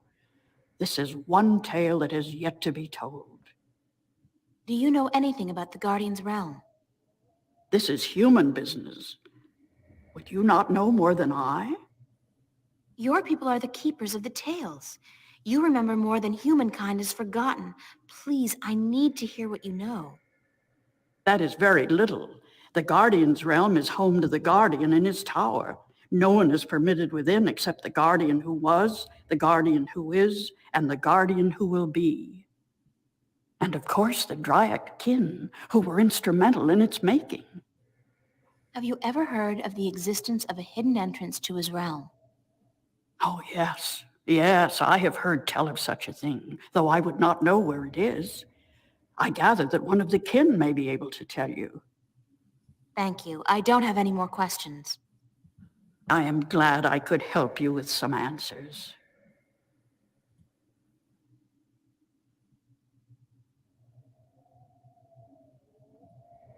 Oh, sure. I'm the Windbringer. I know you are. It's strange to me to hear those words spoken. I did not think they would be in my lifetime. But here you are, standing in front of me as real as the sky is blue. I'm sorry I have to ask, but what is it that the Windbringer is supposed to do for you? I did not expect you to walk in here and have all the answers, child. The balance has both blessed you and cursed you, and it has sent you here to do what it wills. Oh, the balance. The Windbringer is said to be the first sign of the great wind that will take us away from here. A mighty wind. For a long time, the elation have lost the strength they used to have. Our bones have become weak, and our wings fragile. Where we used to be able to soar for days on strong winds, we are now using our legs to walk rather than fly. Why this is, we do not know. 10 yen. You know of the reason for this? I'm just guessing, but it makes sense. Go on. The tales also say that the Windbringer will unite us with our past and end the age-old strife. I know. You must make peace and be reunited with the Merim. You share a common ancestry. I have always thought we did. The tales were too similar, the signs clear. But my people, they will have a difficult time understanding why and how this can be. Good night, Kronos. If you don't, both the elation and the Merim will die out. When war broke out between your people and you were forced to move up into the mountains, it compromised a precarious symbiosis. A substance called tanyan was abundant where the Merim and the elation lived in close proximity. It brought fish and heat and light to both your people. But now, living up in the mountains, your way of life, your diet, your customs and habits, they've all changed. And that's probably the cause of your brittle bones and fragile wings. Then we must make peace with the Merim and restore the balance between us so as to strengthen us both and prepare us for the journey that will surely come soon. Misa Almost thinking is over. I will we speak to my being friends. and I will elect one representative from the elation to meet with the Merim in the place of your choosing to open a dialogue. Let's go to How long have Orange your people Julius. been telling stories? Since the beginning, human. Since we came to this world a long, long time ago. You're not from Earth? From Arcadia? Not according to our tales. We came on a great wind before the divide, when the earth was one and humans had yet to learn of magic and science. But we were a different people then, and the tales we tell from that time are vague and incomplete. Like myths and legends, the younger elation pay little attention to these tales. Sometimes I worry they will be lost with me, these tales, and I am getting old. So write them Old. down. I guess it's time for you to talk to your people and for me to make arrangements with the Merim. Where do you wish for our meeting to take place, Windbringer? You want me to decide? Well, I know. Send your ambassador down to the ancient caves by the beach. Inside, there are remnants of an old Elation settlement and a Merim city. It's a good place for your two people to meet, don't you think? And yeah, I really do think. Could you ask if they would bring their half of the stone? The stone? You have the other half? Like rain? We have held on to it for On your wedding day. knowing that someday it would be of use to the Windbringer. Green Will, light? trust me. And we must Like make haste. 10,000 It spoons. is an important day, so let us not waste light. Go and wait for my ambassador in the caves. When all you need is a knife. It's meeting the man of my dreams. And then, then- meeting his beautiful wife. It's amazing. This place is so beautiful. And the scent of sea and rock and nest. This scent is of home. This was home a long, long time ago, according to the tales. We lived in peace with the with the Merim back then. Now you'll be able to live in peace again. And with the Tanyan bringing fish to your doorstep, you'll be able to eat well and restore strength to your bones. Soon you might even be able to soar on the winds for days like you used to do. I hope you are right, Windbringer. And I hope that the Merim will see the sense in it too. They are coming, are they not? They said they would. Hush, I hear something. There's a kind of hush all over We are the here, world. Stiller, as was promised. Good. Now, as representatives of your respective peoples, you, the Queen of Amiram City, and you, guard to the Elation Teller, must fulfill the prophecy and join the two parts of the one stone. We hope that our peoples may be joined again, Elation, and that we may live in peace and prosper. Are you dog As do we, Psycho Diaz? and we pledge to do all we can for this to happen. Okay, so that's why we had to stay in Arcadia so long. We had to reunite these two people. The stone is now whole, Windbringer, and the Elation and the Merim will once again be as one. You may take it with you. Thank you. The both of you. Come now, April, and we will take you to our sleeping god. May his wisdom guide you and lead you down the right path. And in the darkness, bind them. Hey, look at this.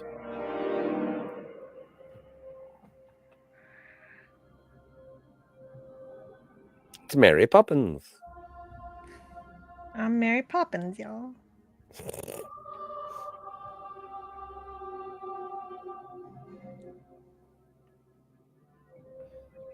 This is better than Avatar 2.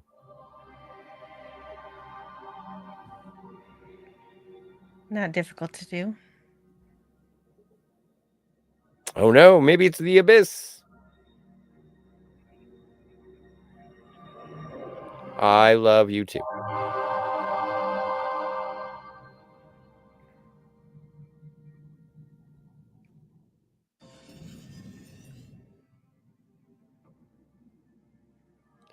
Back under the sea. The seaweed is always greener in somebody else's lake. You dream about It's more like a going. shell than a rock. I don't think it's a rock. I think it's alive. Okay. So poke it. I will. That's my answer to everything. Good idea. Yeah. It's soft and spongy. Yeah. All right. It's some kind of organic sensor. It's a large shell. I wonder how deep it goes and what it contains. It's a large shell. I wonder how deep it goes and what it contains. Was it like one of those crab people that the giant helped? I forget his name. Kwama? Kwama? Hey, Franco Walker's here. Hello, Franco Walker. Hello? Oh, I could talk to it. Is anybody in there? Spooky. Well, I guess it's an invitation of sorts.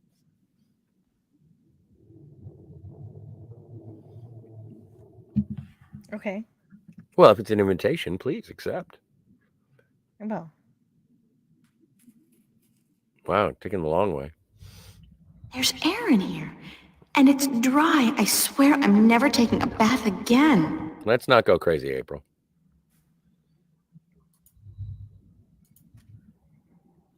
I know you. Oh, this is ominous.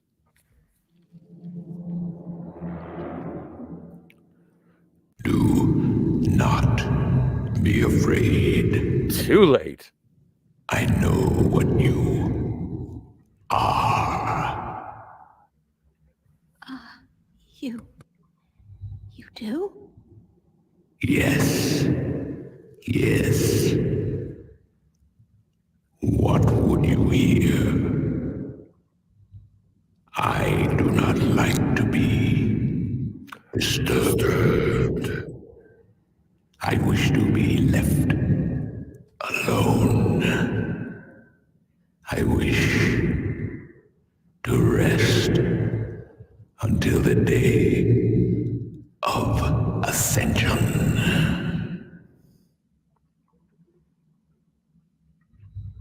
I'm sorry to disturb you, but I need some answers.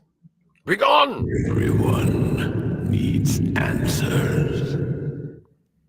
Everyone has questions. I am not the oracle. I cannot answer all your questions. I don't expect you to answer all of them, but I was hoping for an answer to at least some of them. Then ask and be gone. Good night, Tony.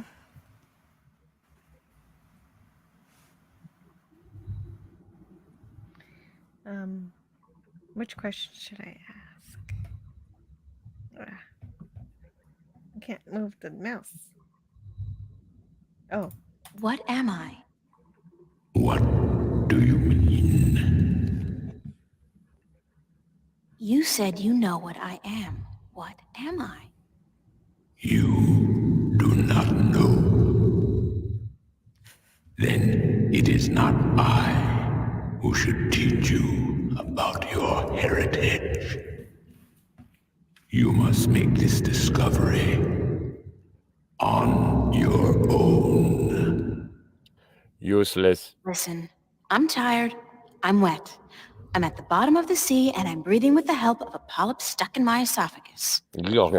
So just cut the Buddhist bullshit about a journey of self-discovery and answer my question. Please? S'il vous plaît. Your question has already been answered.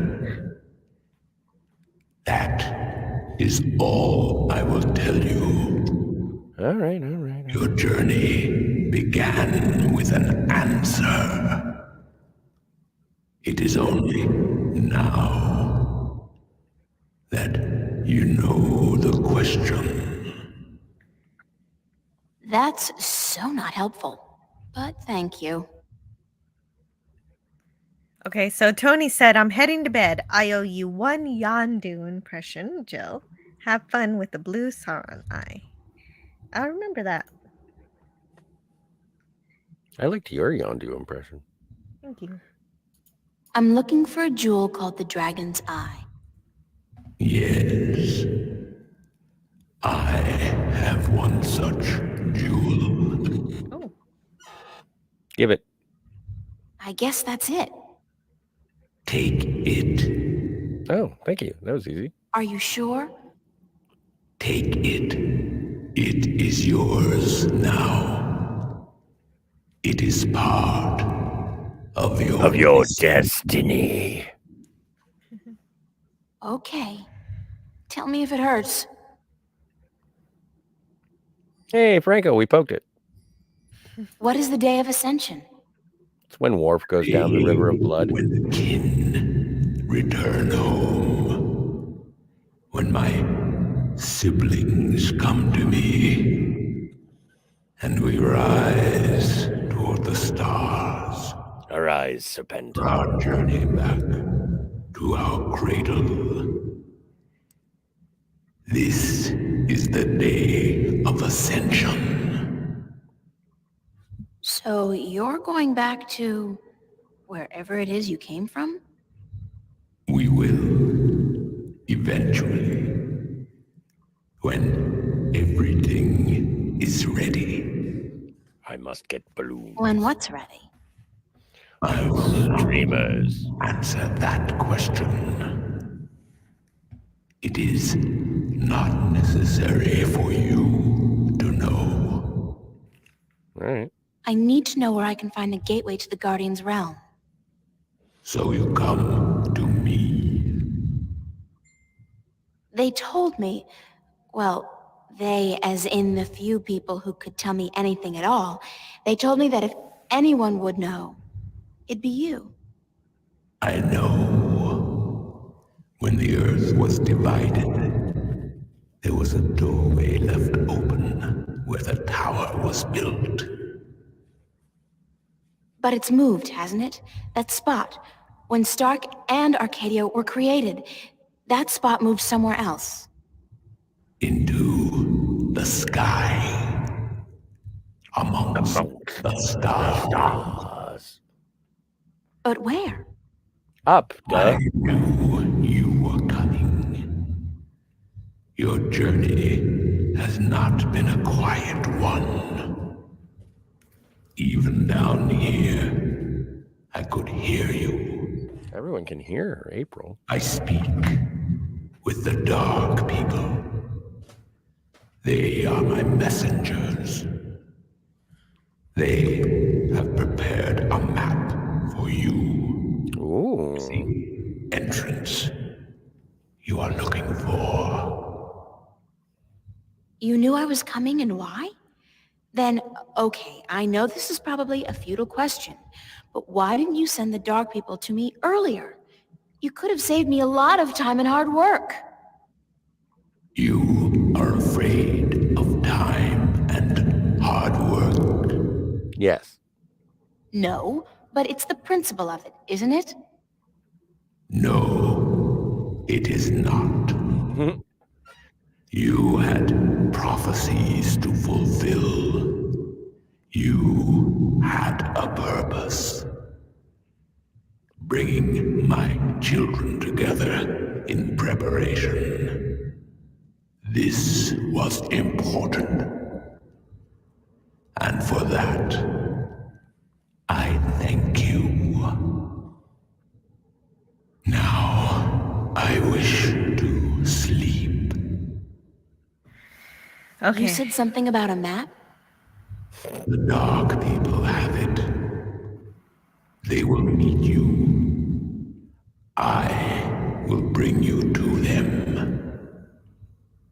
Your What? stash. Now? It will be my Yes. shield. Hold on. I couldn't hear what you just said, Scotty. What was that? Oh, it was just a Star Trek 5 quote. I couldn't hear it. Hold on for one more day. Someday somebody's gonna come and turn around and make you want to say goodbye. That's Hold not a Star on. Trek 5 quote. No, but I was just referring to the hold on. No, I was making a joke about Big Blue Eye being like, your starship, bring it closer. It will be my chariot. What does God need with a starship? You doubt me? Hey, there's a dark one. Yeah. I can't see the face, but I think it's a man. A tall man wearing a dark cloak. He's one of the dark people, whatever they are. Oh, I was gonna say if nobody knew what that blue eye was talking about, I think the only important thing he said was that the door to the doorway to the garden's realm was left open. Yeah, in the sky. Thanks for taking me on board. Who are you? I'm April Ryan. Well, I thought you... I mean, didn't the old dragon... Well, I'm April Ryan from Stark, and I guess you're a dark person. But who are you? I'm just a student, not anybody special. You are special. Who are you? I'm not. I'm just... I'm the Windbringer. I'm the Water Stiller. I'm April Bondu Mbata of the Banda and the Venar Kangang La. I'm a shifter. I will someday become the 13th Guardian, the protector of the balance. And I'm April Ryan. Huh. This is who I am. Yes, that is who you are. And you are a wave. Oh, there's another one. Why am I, a wave? You have a purpose. You play an important part in the cosmos. A wave is someone who propels people and events toward change, towards the future. And that's what I do? You are a wave. There are ripples from your passing, and they spread wide and far. Those ripples will never die down. The worlds will be changed by your journey. You're telling me that everything I do affects the universe? You cannot escape it. You are a wave. The ancient dragon, the blue of the Drake kin, told me you had a map for me. A map of stars, yes. It was made for you in our library and given to me to hold. It is yours now. Keep it well. It is the only one.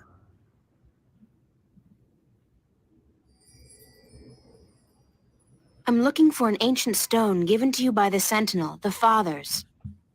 You came for the stone. Of course we have it with us.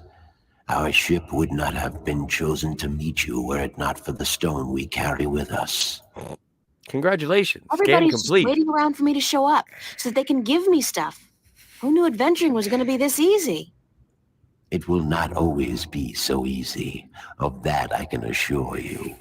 But here is our stone. We entrust it to you, as we were instructed to do when the Fathers first entrusted it to us.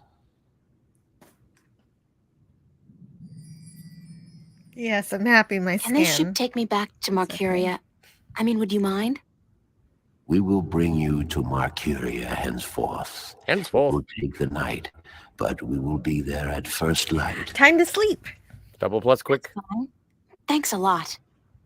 You are free to rest here, to sleep, while we travel. The flames will keep you warm, but do not move too far away. My brothers are not friendly with outsiders.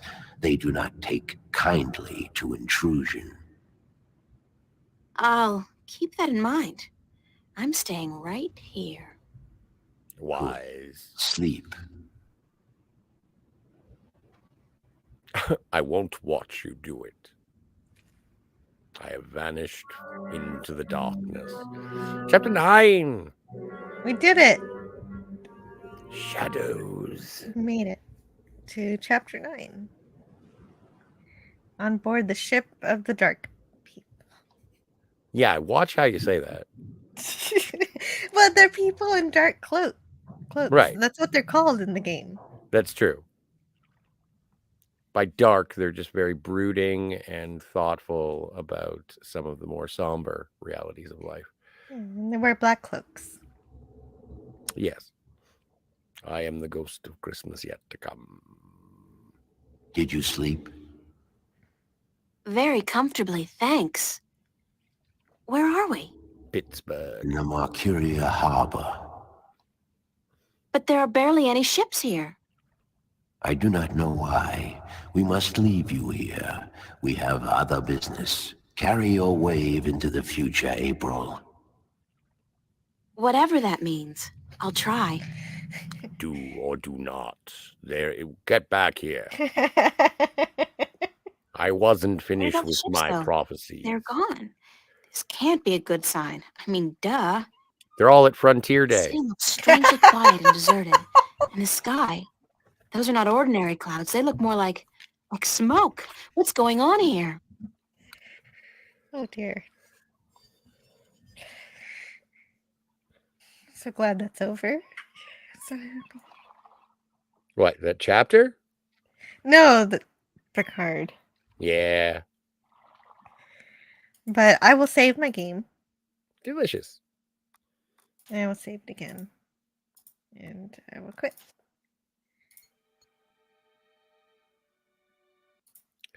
This journey is long.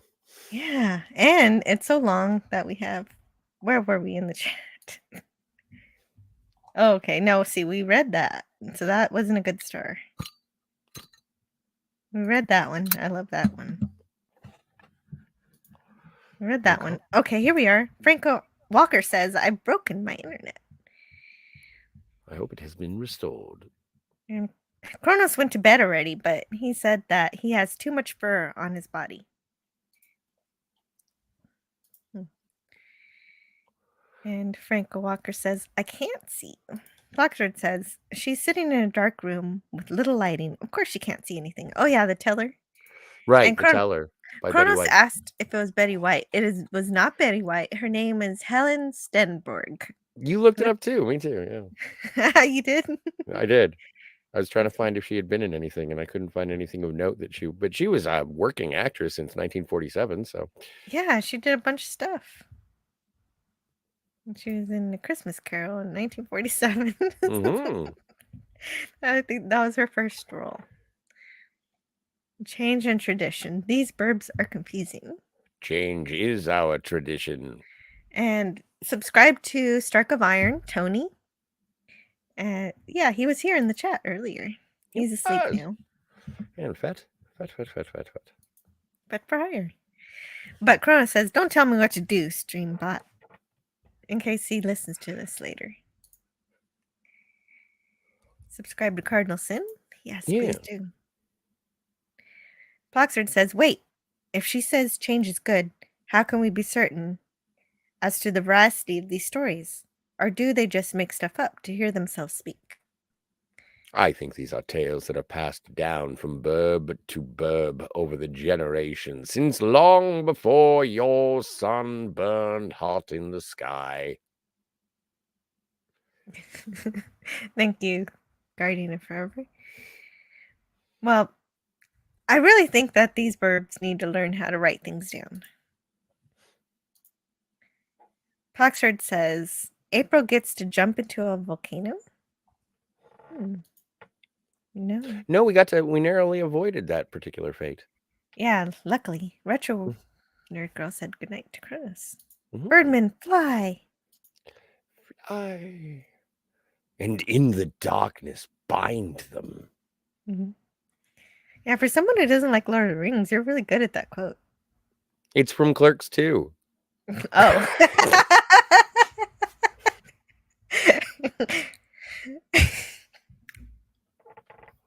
Ploxard says, sure. Just enter the first mouth-like orifice. That's what we did, man. And we poked it. Yep. This game is all about getting April into mouths. In the orifice. That reminds me of the motion picture. Yeah, the orifice is closing.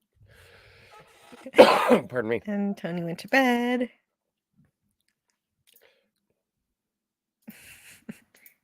Frank Walker. I am Zool. Yeah, that's how that eyeball talked. There is no Dana, only Zool. Oxford says, this blue oracle is not much of an oracle. Yeah, right. He didn't tell us that much. He was just like, the door's still open. Plaxford says, circular logic and word salad are not answers, blue eye. Yeah, he didn't give that many answers. He just likes to hear himself talk, just like the birds. Moist. Plaxford says, cannot tell. April is too pixelated for certain determination as to her hydration. Blue Eye said it would only answer one question. What is it with the 21? Says Plaxford. And Franco Walker says, is that Jill on the voiceover? Oh, did somebody in the game sound like me? The giant blue eye. Yeah, I thought that was you reading. Plaxford says, April needs to wear slippers, not clogs or Crocs. She's wearing the high heels. That's why everyone can hear her. Franco Walker says, I live with the dark thoughts. And happy birthday to you. Whose birthday is it? Plaxford says, I am uncomfortable. April is making deals with the behemoth. Yeah. It kind of reminds me of Mrs. Bisbee from Secret of Nim going to the owl. Oh, yeah. And yeah, she's worried about the owl eating her the entire time. Magic beans. Sell the cow for magic beans. Yeah. In the last years of the 19th century. Oh, wow. That is back when I was saying that this game was released at the turn of the century. Sleep is the last thing I do in that weird place. Especially with the creepy guy in the cloak. Mm-hmm. And Retro Nerd Girl liked the stories. I'm glad. I enjoyed them too. Plaxford said, I almost became enraptured by those tales. And Franco Walker says, I heart Jill. I think we all do. We all heart Jill. Words and Pictures says, for a 1999 game, it has good styling and graphics. Story adventure tale games were the next phase after Choose Your Own Adventure books. Longest Journey seems good. And Definitely. Franco Walker says, I also heart Scotty. Hey, thanks, Franco. I heart you.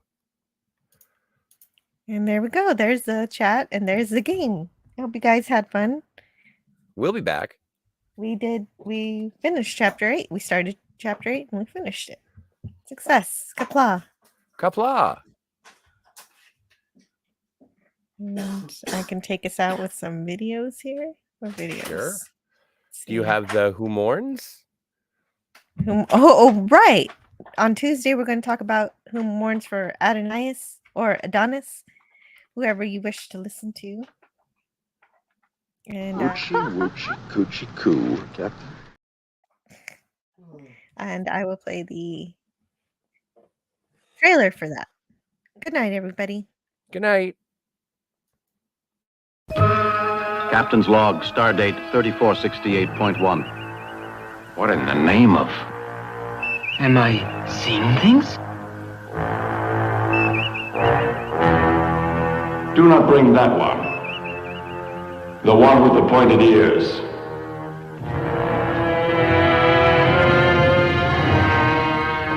Welcome to Olympus, Captain Kirk. Let the lesson begin.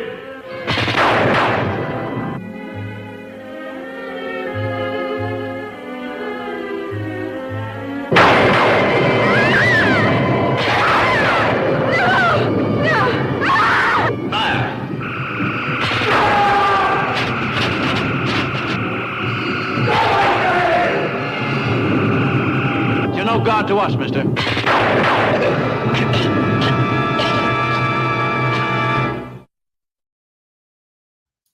No opportunity. No opportunity. There was no pause. He just kept talking in one long, incredibly unbroken sentence, moving from topic to topic so that no one had a chance to interrupt. It was really quite hypnotic.